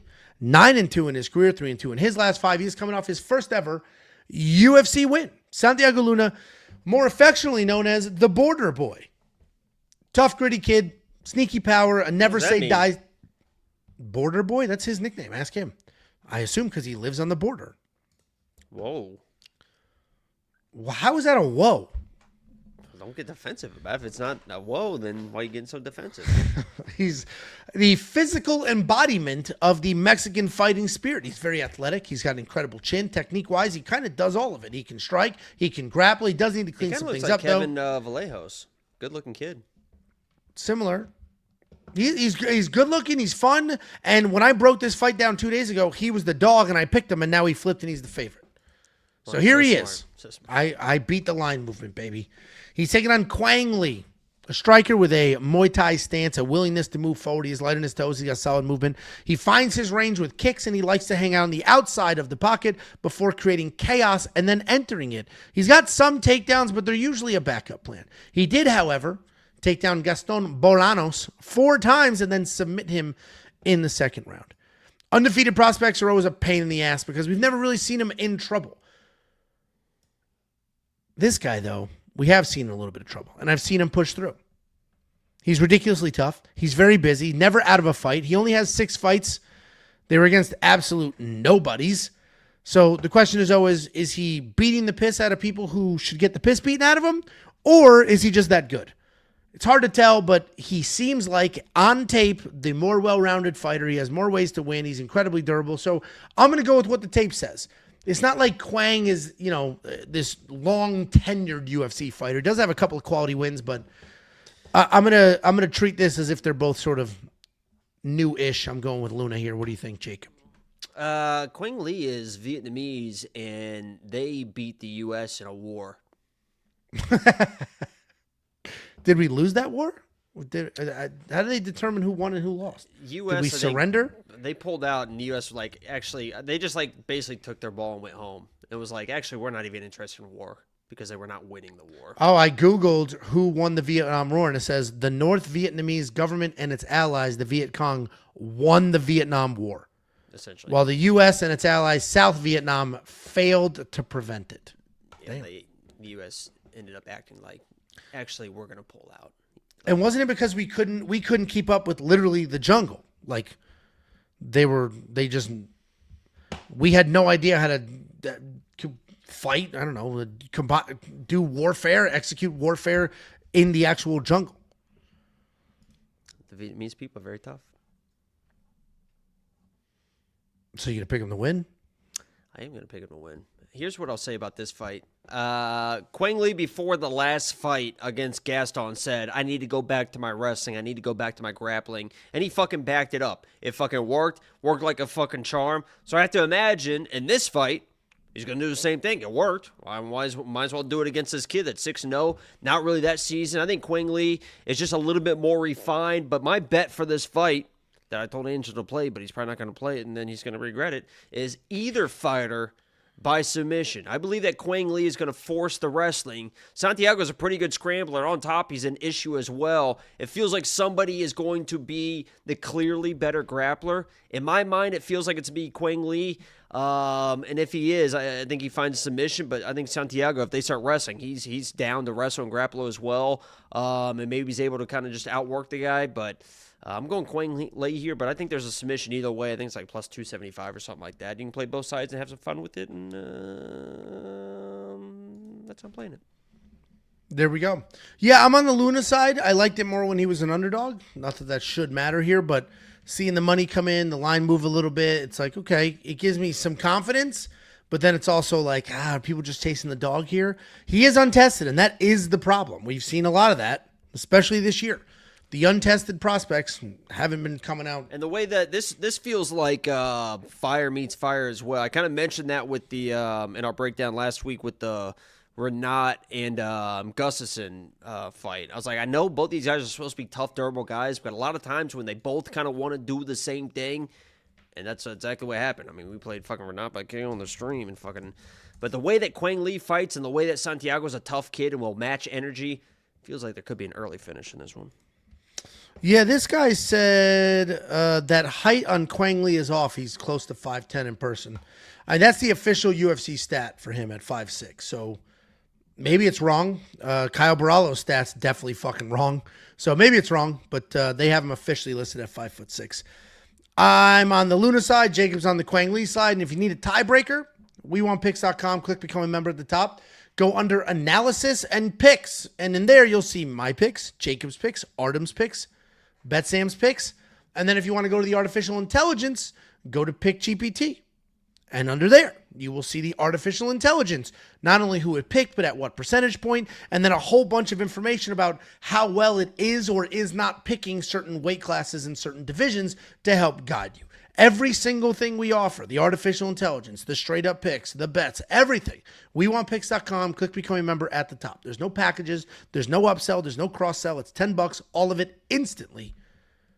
WeWantPicks.com. Click Become a Member at the top. A couple of super chats and a couple of really smart people. Free Joshua says Angelo is funnier. That guy fucking gets it. Imagine if you spent Ethan Stevens. Imagine if you spent Angelo's all the time posting all the ones about me. We'd be here all night. $2 super chat from Jordan Wiener. Angelo got to hang upside down to beat off. I don't get it. I read that 5 times. Why? Is that a fat joke? Is it because I'm so fat the blood doesn't flow to my toes or something? I didn't get this one. I appreciate a good Angelo's fat joke. My wife, to this day, will tell people that somebody on the stream said I was built like a turkey. She, to this day, laughs and just tells people. So I appreciate a good one. The mayonnaise jar one was good. I don't get that one. Thank you for the super chat. Next up. At Noche UFC, we have Alexander Hernandez taking on Diego Ferreira in a very quick turnaround for both of these gentlemen. Alexander Hernandez, 17-8 in his career, 3-2 in his last 5, and he's on a nice little 3-fight win streak taking on Diego Ferreira, 19-6 in his career, 2-3 in his last 5. He's coming off that decision loss to a boring wet blanket. Alexander Hernandez just fought at UFC 319 a few weeks ago where he knocked out Chase Hooper, and he seems to be, as of late, putting it all together. Because we used to break him down and for years say, I bet he's the most talented guy in the room, but you don't know what you're going to get in a fight. And lately, we've known exactly what we were going to get in a fight. A fast, athletic guy with great hands, good wrestling, good cardio, durable as hell. Alexander Hernandez is really coming into his own. Putting it all together was a, 3-1 dog against Chase Hooper. Taking on Diego Ferreira.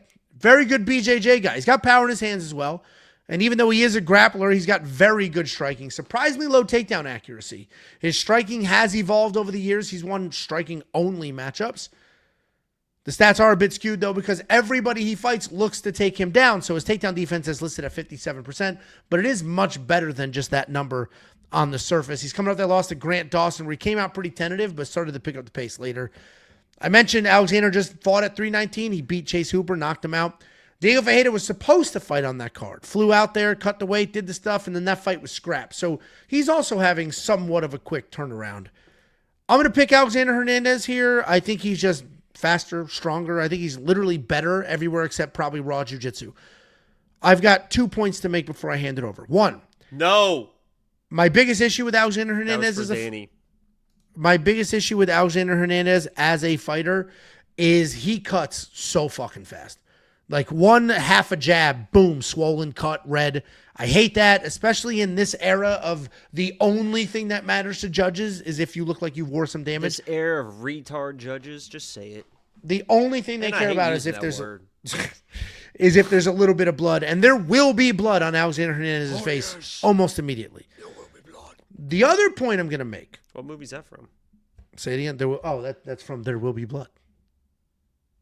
You said it in the fucking... What'd you say? Oh, yes, there will be blood. Didn't you just say that? There will be blood. Yeah, so then why'd you do the fucking... What? Because that's not the right movie. Shit brains. He doesn't say that in There Will Be Blood? Is that the alien in... Is that the alien in Independence Day behind the wall? Is that it?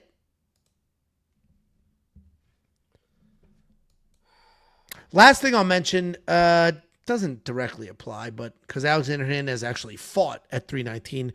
But Diego Ferreira cut the weight, did the stuff, fight was canceled, now he's doing it all over again. Kyle Barallo blamed his loss to Nasruddin on doing that at 319. He said, I didn't have the adrenaline. Everyone's like, yeah, stupid, because you just cut weight and did everything 3 weeks ago. So yeah, no shit. Jacob, who do you think wins this fight? And was that the alien from... It's from Saul. It just feels like fool's gold, man. Like, I don't know. I'm not sold on Alexander. If he beats a guy, especially if he smokes Diego, I'll be impressed because Diego's a tough dude. He can weather some storms. He can strike from the outside. He can do some stuff in jiu-jitsu and some wrestling, especially if Alex starts slowing down. I'm a wait and see until I'm starting to bet to Alex and starting putting parlays. I'm not betting Diego. I'm gonna pick Diego. Just because, I mean, knocking out Chase Hooper, who was just coming forward kind of recklessly in the striking, good. I understand it looks really good because a lot of people are high on Chase. I was high on Chase. I thought he was going to be able to get takedowns, all this stuff. But he looked good doing it. He knocked him out. But I'm going to wait and see. I'm going to take Diego here, the savvy veteran. No, we're not doing the fucking... Mexican standoff with the silence again. What? I think Alexander Hernandez smokes Diego here. I'm like very confident in him. Seeing the line kind of stay where it is nice for me. Because, What?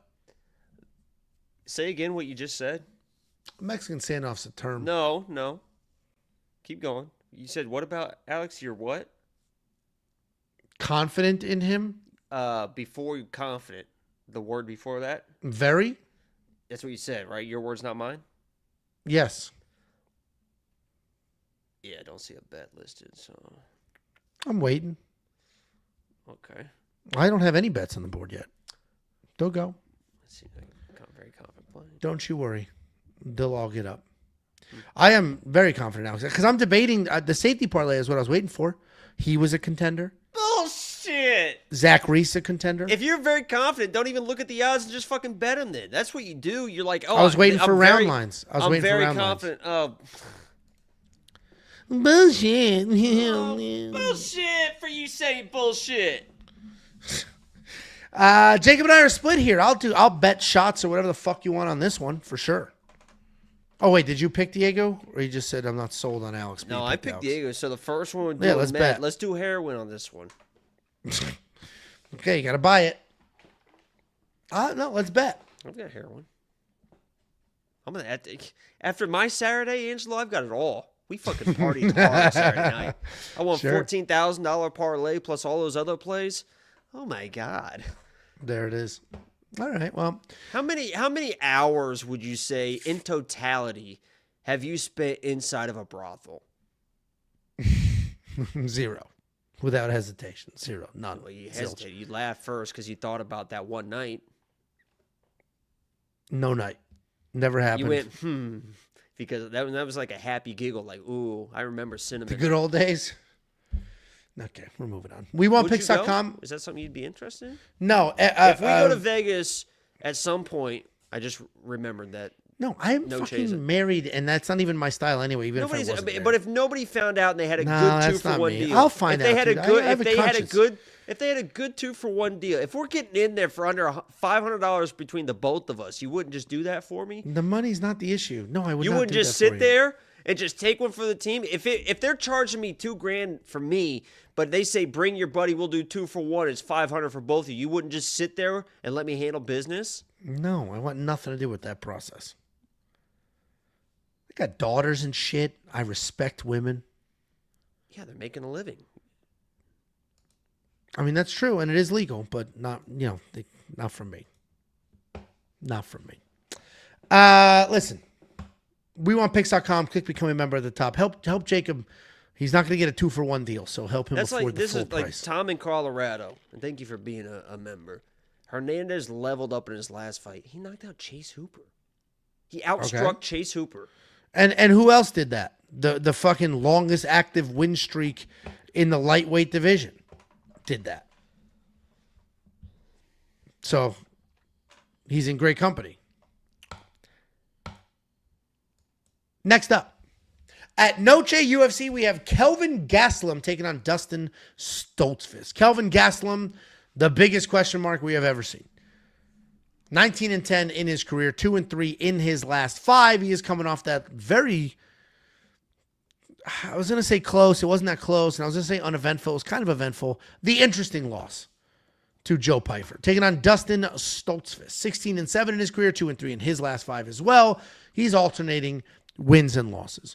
Kelvin Gastelum, I mentioned, big question mark. The guy is good at everything, has a granite chin, naturally gifted, just doesn't give a shit. He doesn't care if he wins. He doesn't care if he loses. Doesn't care if he makes weight. But he's got a granite chin. He's got powerful hands. He's got good technique. He's got Division I wrestling. He's got everything you need to be successful, and he's been pretty successful. He's lost a bunch of fights that he should have won. He's won a bunch of fights that he should have won. Like, Kelvin Gastelum, who put in the time and the effort and worked his ass off, is a Kelvin Gastelum that at one point in time would have been a world champion. He's taking on Dustin Stoltzfus. Busy striker, very good power. He's got a BJJ black belt. He's been wrestling more as of late. He's got 7 takedowns in his last. It's what? Yeah, it's some Libre, weird fucking black belt. But he also has it's like catch wrestling. It's like better than jiu-jitsu. It's like catch wrestling black belt. But I thought he said he also has a jiu-jitsu black belt. Probably, but Yeah. he's not a jiu-jitsu nerd. He's it's like Yeah, wrestling. no. It's like almost like combat jiu-jitsu. Correct. It's like the Brazilian sambo, I think, kind of.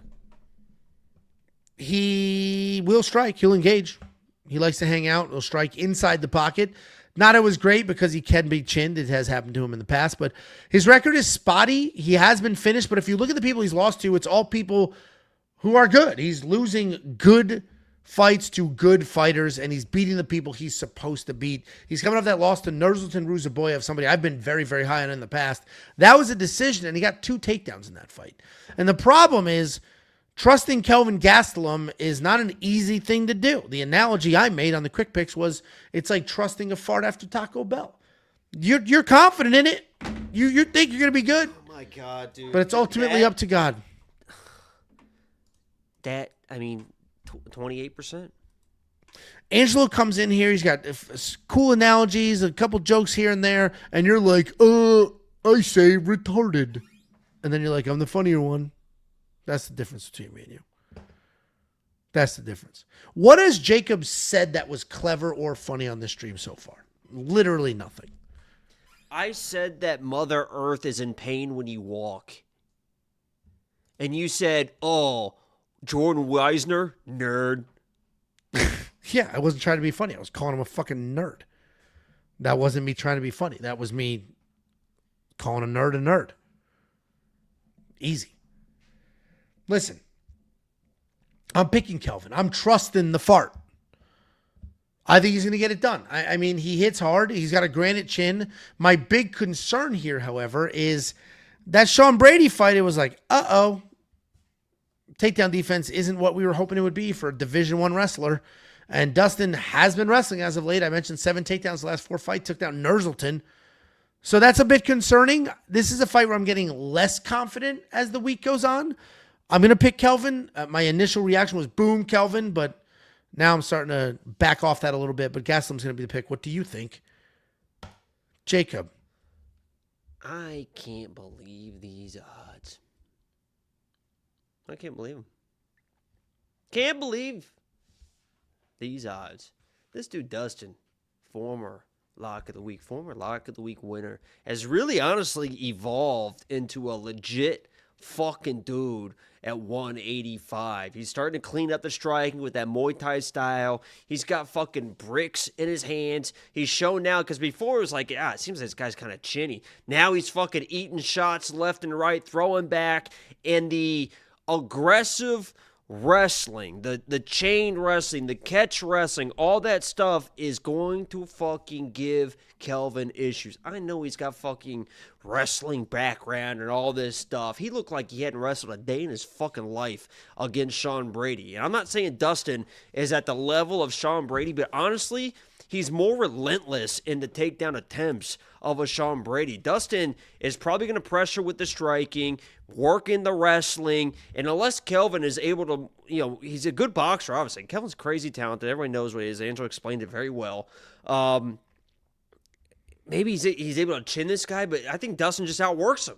Dustin comes in and does what Dustin does. It's the Muay Thai striking, lands with the power, mixes in the wrestling, and if he goes all in on the takedowns, I think he's able to get the takedowns, and Dustin is a fucking really good grappler. Not only does he have the wrestling, he will fucking find stuff with the front chokes, move to your back. He is very, very creative on the ground. And there is a situation here where I understand Kelvin is a tough fucking brick-headed dude, but you can't out-tough a lot of fucking submissions. Dustin Stoltzfus by submission is plus 750. I would urge everybody to sprinkle a little bit, maybe $1, maybe $2. I think it is much more live than a plus 750. He's going to get a couple takedowns, and he's a fucking problem on the ground. I can't believe they got this guy at plus 210 because I think he's just can outwork Kelvin, can do enough in the striking, mix in some wrestling. Unless Kelvin's hurting this guy, he's not going to get him the fuck off of him, and Kelvin kind of can drown sometimes in those type of fights. So, fucking Jesus. Yeah, I mean, Dustin losing to Nursultan in a decision after getting a few takedowns. He had him in fucking. Is a great loss. He had him in sub attempts. Yeah, it's a great loss. And that's a guy that's got real rangy power and is dangerous on the ground. Kelvin's just a survivor at this point. No, and that's where I'm going with this. Like, that loss, going back to that loss, is like, God, that was a good loss. And like Kelvin's loss to Joe wasn't a bad loss, but it's like, okay, Kelvin's got a great chin, and we know he actually has shockingly good cardio for a guy that can't make weight because he started to take over in the third. He's like a Diaz brother. They don't lose fights, they run out of time. He just continues to somehow gain steam. So I am on the Kelvin side still, but I think as this week has gone on, I've convinced myself not to bet on it. So I'm probably going to avoid this with bets. Kelvin's going to be my pick. I promise you guys, Jacob's the other way. He's not that same dude, man. He's not the same dude. Well, and he's not old either. They're both 33. I felt like Dustin was old because I feel like he's been around for a little while. Kelvin's like, shockingly young. I'm telling you, Dustin is coming. He is becoming a legit fucking fighter. Figuring out the striking. Already had the wrestling and grappling. He used to get caught in the striking of what he really didn't know. What did he want to be out in range? And he got caught in that middle ground. When you're getting caught in the middle ground, you're kind of fucked. Now he knows what to do in that middle ground. In, out. Just saying. There we go. We're split here. If you need a tiebreaker, WeWantPicks.com. Click Become a Member at the top. You will immediately unlock every single thing we have to offer. You have human tiebreakers in BetSam and Artem giving you their picks and breakdowns. You have robotic tiebreakers in the artificial intelligence giving you its picks, and then you can use the tools. We have a simulator that will simulate the fights. It's basically a wildly fancy calculator. It's just using data to tell you who he thinks is going to win and how and what they're going to do along the way. Use the tools. They're at your fingertips. They're available $10 a month. Every single thing we offer. You'll get UFC 320, UFC Rio, Perth, and of course, Noche UFC. WeWantPicks.com. Click Become a Member at the top. West Andolela. We had this discussion. What is it? West Andolela. Nah, people don't know the words. You're going to pretend. People don't know that word. People don't know What's poppin' tonight? What's poppin' tonight? It's not West Underlela. What's poppin' tonight? West Underlela. Yikes. Next up, at Noche UFC, we have the featured fight of the evening. We have Rafa Garcia taking on Jared Gordon. Rafa Garcia, 17-4 in his career, 2-2-1 in his last 5. He's coming off that big knockout win.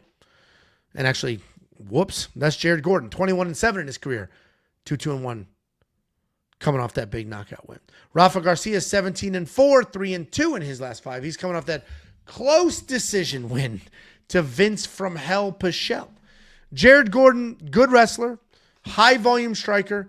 He likes to come forward. He's got flurries, and before he looks for a takedown, he'll just get those hands going. He averages about 2 takedowns per fight, but he can be out-grappled if he doesn't shoot first. He's not particularly dangerous, but he is tough. He is busy. He did just get a knockout over Thiago Moises a few months ago. He's taking on Rafa Garcia. Good grappler. He's got heavy hands. He used to be an absolute dog. He doesn't seem to have quite that same level of just grit, determination, but he'll still bomb away. He'll still move forward. He'll still try to make some stuff happen. While he was once that grinding grappler, he's now closer to like a jabbing striker. He's coming off that close fight with Vince Pichel. I had it scored for Vince, but the judges went the other way. He was outstruck, but he did land a couple of takedowns. Rafa got what I thought was a gift decision. And the problem is, Jared Gordon gets screwed in those situations. He beat Patty. He got screwed. A lot of people think he beat Nasrat. He got screwed. Rafa Garcia did not beat Vince. He did not get screwed. Like, we could be set up here for a gross decision going against Jared Gordon. But I do think Jared Gordon's going to win this fight. I'm surprised at how wide the odds are. I don't think Jared is as dominant as a lot of people think he is, but he is putting it together late in his career here at 38 years old. He is finding that power. He's always been in good shape, busy striker. Even that no contest with Bobby Green, he looked really good. He was a big underdog in that fight, and he looked really good before the head clash. So I'm going to pick Jared Gordon here. I don't know. Minus 240 seems wide, but the more I look at the records, the more I think about it, it's like he does get screwed in these close decisions, and that could happen here because while this isn't in Mexico, it might as well be. Jared Gordon's going to be the pick, but it might get weird. What do you think, Jake?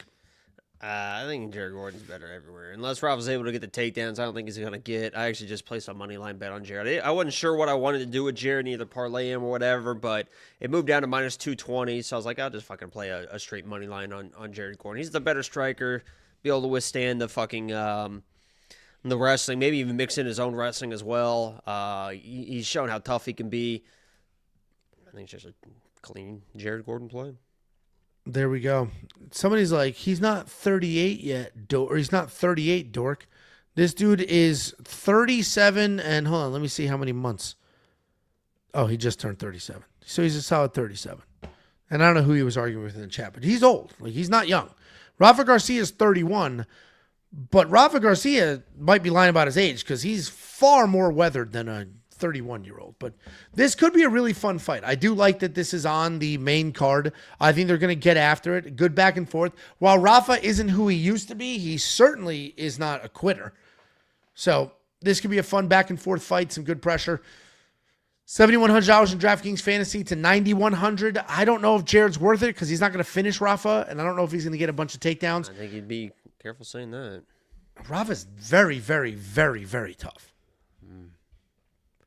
$7,100 for Rafa Garcia. If you think he gets some takedowns and he keeps this competitive, that could be worth it. WeWantPicks.com. Click Become a Member. At the top, unlock every single pick, every single bet, every single tool for an entire month. WeWantPicks.com.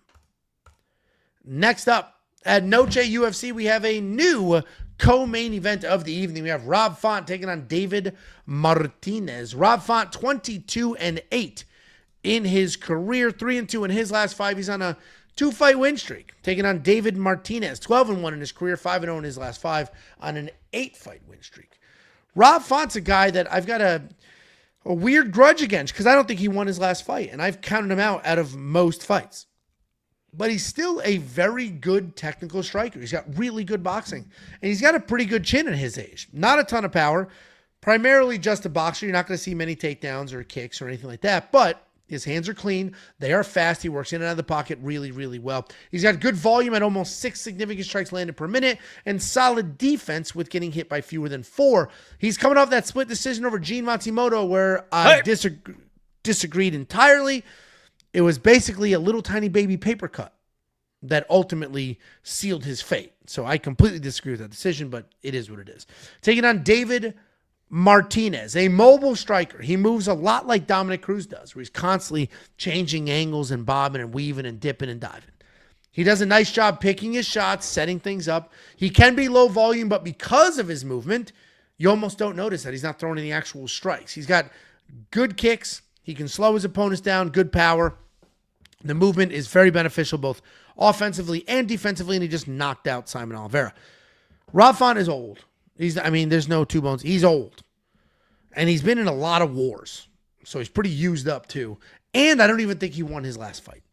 But even if you agree with all of those things, it's hard to deny that Rob is not like one of the better strikers in this division. Just as far as pure raw striking is concerned, Rob Font is one of the better 135-pound strikers on the roster, period. So if David Martinez comes in here and thinks that just being young and fast is going to be enough, it's not. Rob's going to pick him apart. He's going to land clean. He's going to avoid the big power. And David might slow down. I don't know. Or David might look to wrestle. And if you want to wrestle Rob, you can have some success. Gene Matsumoto took him down almost whenever he wanted to. I'm gonna pick Rob Font here, but I actually feel gross about that. The only reason I'm not picking David Martinez, it's like, dude, how many times do I have to see the young guy get pieced up by the wily vet? And that's exactly what we have here. Young guy, a wily vet, and all of a sudden, David Martinez, who's younger, faster, stronger, should win this fight, but he's going to get pieced up because he's just not as clean. So I'm going to stick with Rob here, but what do you think, Jacob? This is Melissa Martinez's brother. He is a fucking savage. And I'm telling you guys right now, okay, because I see it in the chat, Rob Coast, Robbie. if you're saying that, you don't know who the fuck David Martinez is if you think this guy's going to coast. You're wondering why this isn't minus 200, minus 300, minus 400, because this dude is fucking legit. A striker since he was 2 fucking years old in a family full of black belt fucking karate, taekwondo fucking. This guy is the real fucking deal, mixed with fucking Mexican blood. He is balls to the wall. He has nonstop movement. You will see in this fight Rob Font shoot a takedown. When he shoots that takedown, you know this fight is fucking over because that means he is frustrated with the range. Rob Font is a fucking boxer who will not be able to box in this fight. This guy, David Martinez, will be left. He will be right. This will look like Youssef versus Calvin fucking Qatar. Youssef with all that fucking movement, left, right, jab, in, out. Youssef doesn't throw as many kicks as this guy, but this guy is probably a little bit quicker, a little bit smaller with the fucking footwork. And you saw Calvin just getting frustrated. He couldn't chase this guy down to land the fucking jab, to get to the fucking boxing. That's what's going to happen. Rob Font is not going to be able to find the range on this guy because he is going to be nonstop from the outside the entire time. And when he crashes in, he probably will just kind of grab Rob and then fucking separate. And Rob is going to be fucking frustrated with the speed of this kid. If you guys are just picking and betting Rob Font because you're like, oh, who's this kid? I've never heard of him. There's no way he beats Rob Font. You're making a big fucking mistake. This guy is fucking legit with killer fucking instincts. You will see the speed fucking immediately. And as long as he's able to keep that range for 15 minutes,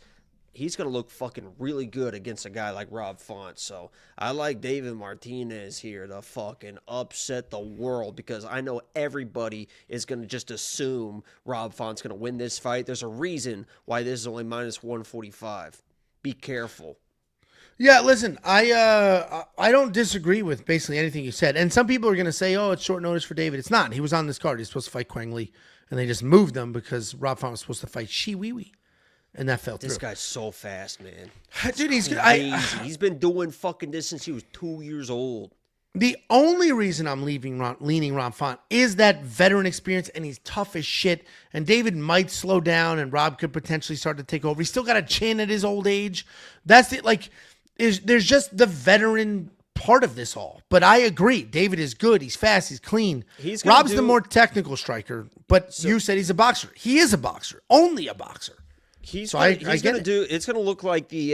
If you guys didn't notice what BSD was doing against Ruffy was every time that BSD wanted to close the distance on Ruffy, he threw a left high kick because that occupied the fucking hands of Ruffy. So he would throw the high kick and then blitz in. So Ruffy would block the high kick and be like, "Oh shit, you can't get your boxing going. You can't throw your shit when you're defending." There's gonna be so many head kicks. Rob's gonna be walking, block, block. Walk out, block, and he's not going to be able to fucking get going. And then it takes all that fucking strength out of your arms, too, blocking all those kicks.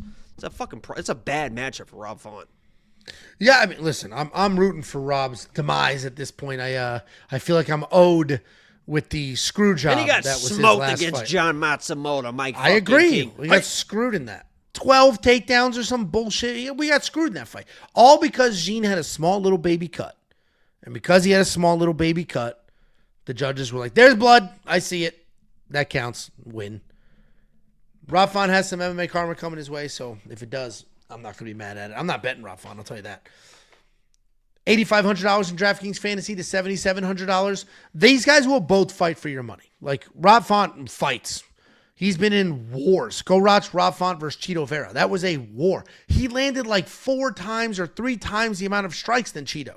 And his face was a disaster, but he kept moving forward. So Rob Font is tough as shit. David Martinez, young, tough, durable, relatively untested. This is a giant leap forward as far as tests are concerned and competition is concerned. That's why I'm leaning Font, but I totally get the love for David Martinez. It is a big jump, and I see Joseph's like, oh, he fought Simon. Yeah, but there's a difference between just he doesn't control who he fights. He fights who he's fight. He fucking smoked the guy, and you can tell how fucking fast he is. No matter who he fights, you can tell the fucking speed on the guy. It's crazy fast. Yeah, listen, I get it. I completely get it. If you need to see some other insight on this fight, you want to see what the data analyzer has to say, what the fight simulator does, what the artificial intelligence has to say, check it all out. It's all on the website right now, ready to go. Not just for this card, but for the future as well. The tools are built out for the future. You can start getting ahead of the line movement and get your UFC 320 picks and bets in now.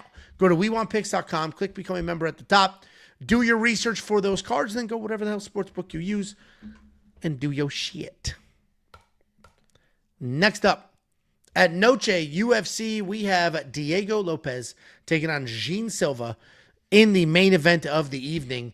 Diego Lopes, 26-7 in his career, 4-1 in his last 5. He's coming off that title loss to Alexander Volkanovski. Taking on Jean Silva, 16-2 in his career, 5-0 in his last 5 on a 13-fight win streak. This is a very intriguing matchup. When they first announced it, I think everybody was like, well, Jean Silva wins this fight. And now that we've seen every single person methodically, systematically get dismantled at Fighting Nerds, it actually still feels like lots of people are picking Jean Silva here. And I get it. Diego Lopes has incredible hands. He's got good power. He's got phenomenal jiu-jitsu. The wrestling's not great, and the technical hands kind of go out the window. The power is there. He almost knocked out Volkanovski in that second round. But the hands get a little lower, the shots get a little loopier, and he gets a little frustrated, doesn't fully stick to the game plan. But he's very dangerous everywhere, and we've seen the submissions, we've seen the knockouts. He's taking on Jean Silva, an insanely powerful striker who's loose, he's creative, he's not afraid to try things. He's actually crazy. He's interesting to watch because he'll go from a tight guard to loose hands. He'll lower his level, fake a takedown and just punch you right in the stomach. He defended 13 of Bryce Mitchell's takedown attempts at UFC 314 and then choked him out. Jean Silva seems to be the real deal. And last week when we broke down Mauricio Ruffy, I mentioned a few times when they would interview the Fighting Nerds and they would say, who's the best one? They all said Mauricio Ruffy. Everybody said Ruffy. But it seems to be that it's Jean Silva. Carlos Prates is doing amazing things out there. His loss to Ian Gary was that's a very credible loss because he didn't get blown out. He almost finished in the 5th. But Jean Silva is destroying people, beating the fucking shit out of people. It's not that close. So I think Jean Silva, with the confidence he has now, with his dangerous striking, the takedown defense is relatively untested still. Bryce's takedowns were kind of from far away and scared. But Diego doesn't have good takedowns. So I think Jean Silva wins what should be a mostly striking matchup. And every time Diego Lopes does the neck thing, Jean Silva's going to time that and figure that out pretty quick. So Jean Silva's the pick. I'm pretty confident in that. And I don't really care what's happening to the rest of the Fighting Nerds. What do you think, Jacob?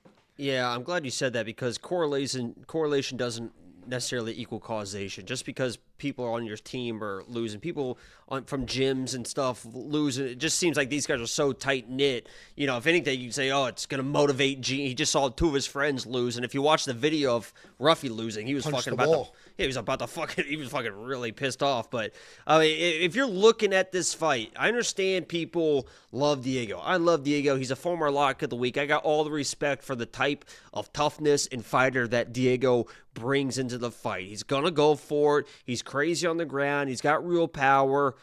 The guy just doesn't move his head. He doesn't move his head. He's not the better striker in this matchup. Jean Silva, his vision and his range management is so fucking good. And I know that the Fighting Nerds are losing. This guy, Diego, is not Imavov. He doesn't have the wrestling of a BSD.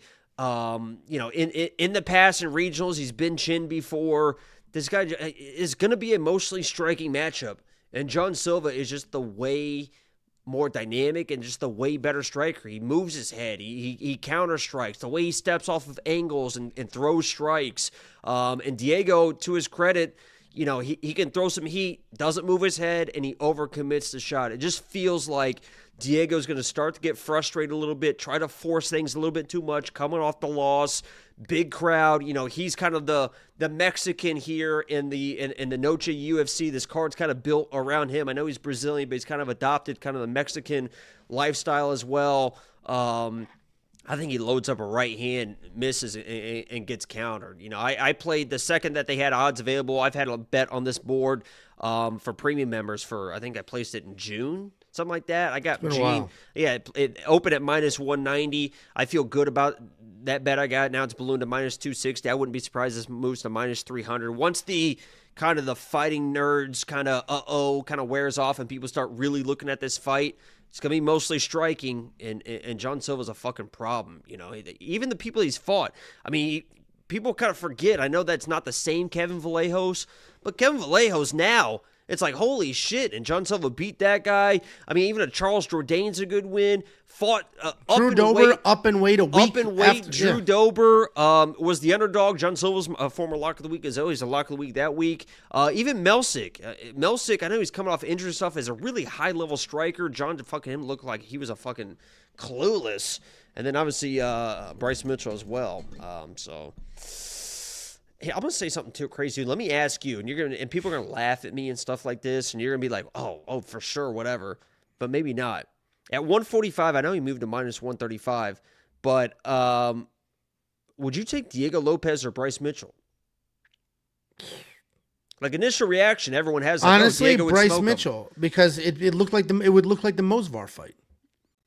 Yeah, I think he can do enough in the striking. I think he would take him down and be able to just out-wrestle him. I said that on Twitter, and people are like, oh, dude, Diego would fucking smoke him. It's like, I don't know, man.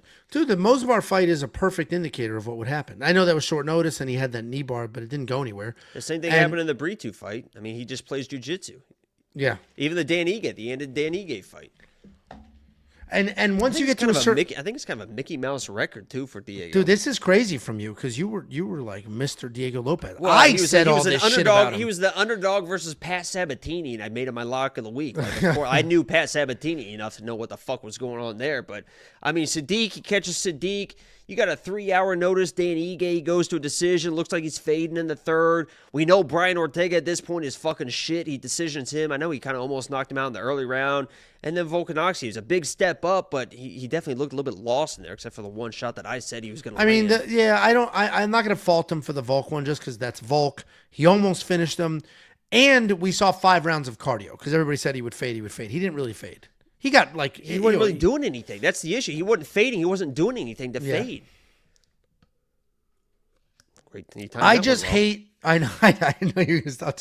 I just hate people with nasty jiu-jitsu that don't have good enough takedowns to get it there. I hate. And apparently he's been doing all the wrestling. He's been with Oklahoma. It's too late now. Yeah, that's what I'm saying. He's been with the Oklahoma State guys and all this stuff, and I'm sure he's gonna maybe look better. Maybe have. It's just. I don't know. Dude, George St. Pierre is the only person I have ever seen improve his wrestling during their career at any meaningful capacity. And people talk about the only person it was a flying armbar, like a flying triangle, basically, like wild ass submission. Like he was on the back of Ige, didn't finish him. He was all over Ortega, didn't finish him. I mean, I don't know. Even the Mosvar, knee bar, but didn't get it. Evloev could end up being world champ though. So, I mean, he has had his losses are good. Diego's loss. Oh, you lost to Volk and Mosvar. Like those are good losses. This would also be a good loss, and I do think he loses. So Jean Silva's going to be the pick. I think the odds are. I'm surprised the odds are staying in this general territory, because it seems pretty obvious that Jean Silva's the pick. And obviously these are fist fights and nothing's obvious. People are probably moving more to like the under or inside the distance or something like that. Dude, I don't know if the under is even that good. Like Diego is tough. I guess we've never really seen him eat a ton of power, but he is tough. 25 minutes a long time. What's the round line? Hold on. I have it on the website. It's 2.5. Oh, dude. I think the over on 2.5 solid. Diego's pretty tough.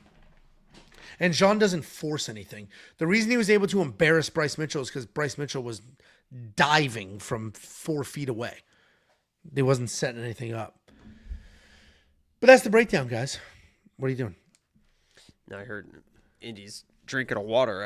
I just heard like a weird sound. I was like, is she throwing up? What's the fuck's going on? Oh, dude, that fucking puppy threw up all fucking day. What a nightmare that noise is. And threw up. Replacing people. This is what happened, too. Guys, that's the breakdown. WeOnPicks.com. Please become a member at the top. Like the video right now. I swear to God, if you don't fucking... Oh, fucking... God. So we got the dog. Friday we get the dog. It's a puppy. I was very anti-puppy. I don't like puppies. I don't like babies. Like I like other people's puppies, but it's like having a fucking baby. I don't like puppies and I don't like babies. I hate babies, dude. I hate babies. Why? I like other people's shit. I don't, dude. You don't sleep. You don't sleep. It's the worst. And it's the same with a puppy. But we got lucky with Joey. We got Joey. We put him in the cage the first night in the crate, and he was like, we're like, no, he might be. We're like, dogs can be autistic. I mean, I've seen him do some dumb shit, and they were like, no, and he just was quiet, and he slept through the night. And yeah, it took a long time for that dog to not piss in the house, like too long, and it's disgusting and annoying, but I got to sleep at night. We get this dog. This dog's 8 weeks old, already scratching at the door. It hasn't had accidents in the house, already scratching at the door to go outside. Like, perfect. And then we put it in the cage to go to bed. It was like Scout 2.0. Just screaming. So it's like... Just what you do. I mean, I'm raised a dog, single parent. Listen to the screaming. Did you put Indy in the crate? Kept her downstairs for 6 months. And she screamed? For about the first 2 weeks, yeah. Like screamed? Yeah, like all night. Yeah. You just fucking deal with it. You fucking man up. Well, so Friday night, Tiffany like went on the couch and laid with the dog on the couch till like 3 a.m. And then Will's I switched. Got a good point here. Angelo, quote, I hate puppies and babies. 19-year-old Alice Pereira is attractive. I'm funny. I am funny. So Friday night, we get the dog Friday. Hang out the dog, whatever, brand new. I'm just constantly stressed it's going to piss on something. We try to go to bed. It's screaming bloody murder. And I have the heart for it. I'm the one who sleep trained our kids. So I'm good with like your point. Like, it'll be fine. Let it. Yeah, it's not going to die. It's not going to die. Yeah, it'll be fine. Yeah, it's not going to die. I cry at night all the time. Well, dude, one of the best advice we ever got was when we had like a old ass babysitter, and she was like 65. No, it's older than that. That's not that old. She was like 75, whatever. And she was like, the greatest gift you can give these kids is teach them how to sleep. And that stuck with me. And I did everything possible to make sure my kids sleep. Now they sleep 12 hours. And I have that same mindset. I'm going to teach this dog how to sit in this crate. Anyway, all this bullshit. Friday night, Tiff sleeps on the couch. I'm tossing and turning in bed. 3 o'clock in the morning, we switch. And it's exhausting. I'm done. Wait, you're sleeping on the couch next to the crying? No, she took it out of the crate because she couldn't handle the crying. Oh, so she's like, God. I'm going to lay with it on the couch. So she lay with it on the couch. God. Saturday, we have a sitter. God. We go out. We don't come home till all like it takes is one. You can't do it one time. Oh, it is too late now. So now listen to where we're at. Oh, God. Dude, so Saturday night, we go out. We get home at like 1:30 in the morning. We take the dog to the neighbor's house. Come back home. We're fucking exhausted. Put the dog in the crate, screaming. Tiffany's like, I'm just going to lay her on the bed real quick. She falls asleep on the bed. Sleeps. Like slept on the bed. Didn't piss. And I have no boundaries with dogs. Sleep on the bed, sleep on the couch. I have no boundaries. But I just don't want piss. So then last night, put the dog in the crate, screams. And I was like, just put the fucking dog in the bed. And I fall asleep. Everything's fine. 1 o'clock in the morning, I wake up to the retching noise. Fucking threw up at 1 o'clock in the morning, 4 o'clock in the morning, 8 o'clock in the morning. So then I spent $800 at the vet for them to be like, we'll give her anti-nausea medicine and see what that does. It was $640, don't lie. Yeah, correct. It was $643. No need to exaggerate stories just to try and be cool, Angelo. I won't exaggerate. When's the last time you exaggerated? See how much you laugh to me, and I never laugh like that to you. I mean, I'm the one who made the exacerbate joke, and then I said the word. You just repeated what I said, and then I stepped it up a level. You slipped up, and I made it. You slipped up, and I made it something fucking sweet. $4.99 from Aaron. I didn't laugh at you. Great show, guys. I've been loving premium. Thanks for all the hard work. Can we get a full card parlay from the Salamander? Saturday was legendary. Yeah, become a premium member and look at my picks. Just parlay him, dog. Yeah, I go perfect cards basically a lot. You've had two? Make you laugh again? See how you're laughing? Yeah, same. Yeah, all those laughs are equal. You had 2 perfect cards? I've had 3, Angelo. 3? How many have you had? None. Remember when you were... I've had like 5 11 and 1s. When was that last one? Didn't you call me to? It came down to tout. No, you called me. Oh, yeah, but you were gloating. It came down to Talis and Teixeira, and you were like, dude, we're about to pick. We have the main card parlay. It's about to hit. Yeah. And was you're like, do like, we hedge it or not? And you're like, well, I think Tallison fucking. I'm like, fuck it, we got Derek Lewis, and then we hit it. We smacked. That was the first time the main card parlay smacked for like $4,000 or something. I lost it. This isn't actually Torres Finney, right? I don't think it is. Are you if it is fucking stupid or something, dude? What is your deal? You got Brazil. Did you say that in your fucking quick pick video? You got the UFC promoting this Alex Pereira everywhere. They got posters everywhere. Did you do that? Really? No, I didn't do that. Yeah, fucking Jesus Christ. Saw one poster on her own Instagram. Wow, they're fucking really promoting the shit out of her. They are like promoting you acted like you were in Sao Paulo or in fucking Rio walking around being like, wow. Like it was the posters of fucking Joseph Stalin and fucking USSR Russia. I mean, they are promoting the shit out of her. Still a true statement. Look at all this shit on the website. A data analyzer, fight simulator, an optimizer, line movement tracker, a prop hunter, a tape index, a couple of autists, and a robot. WeWantPicks.com. Support the boys. Click to become a member at the top. It's only $10 for an entire month's worth of access. Jacob, any last words for the people before I go sleep in a bed with a dog that's going to throw up on me?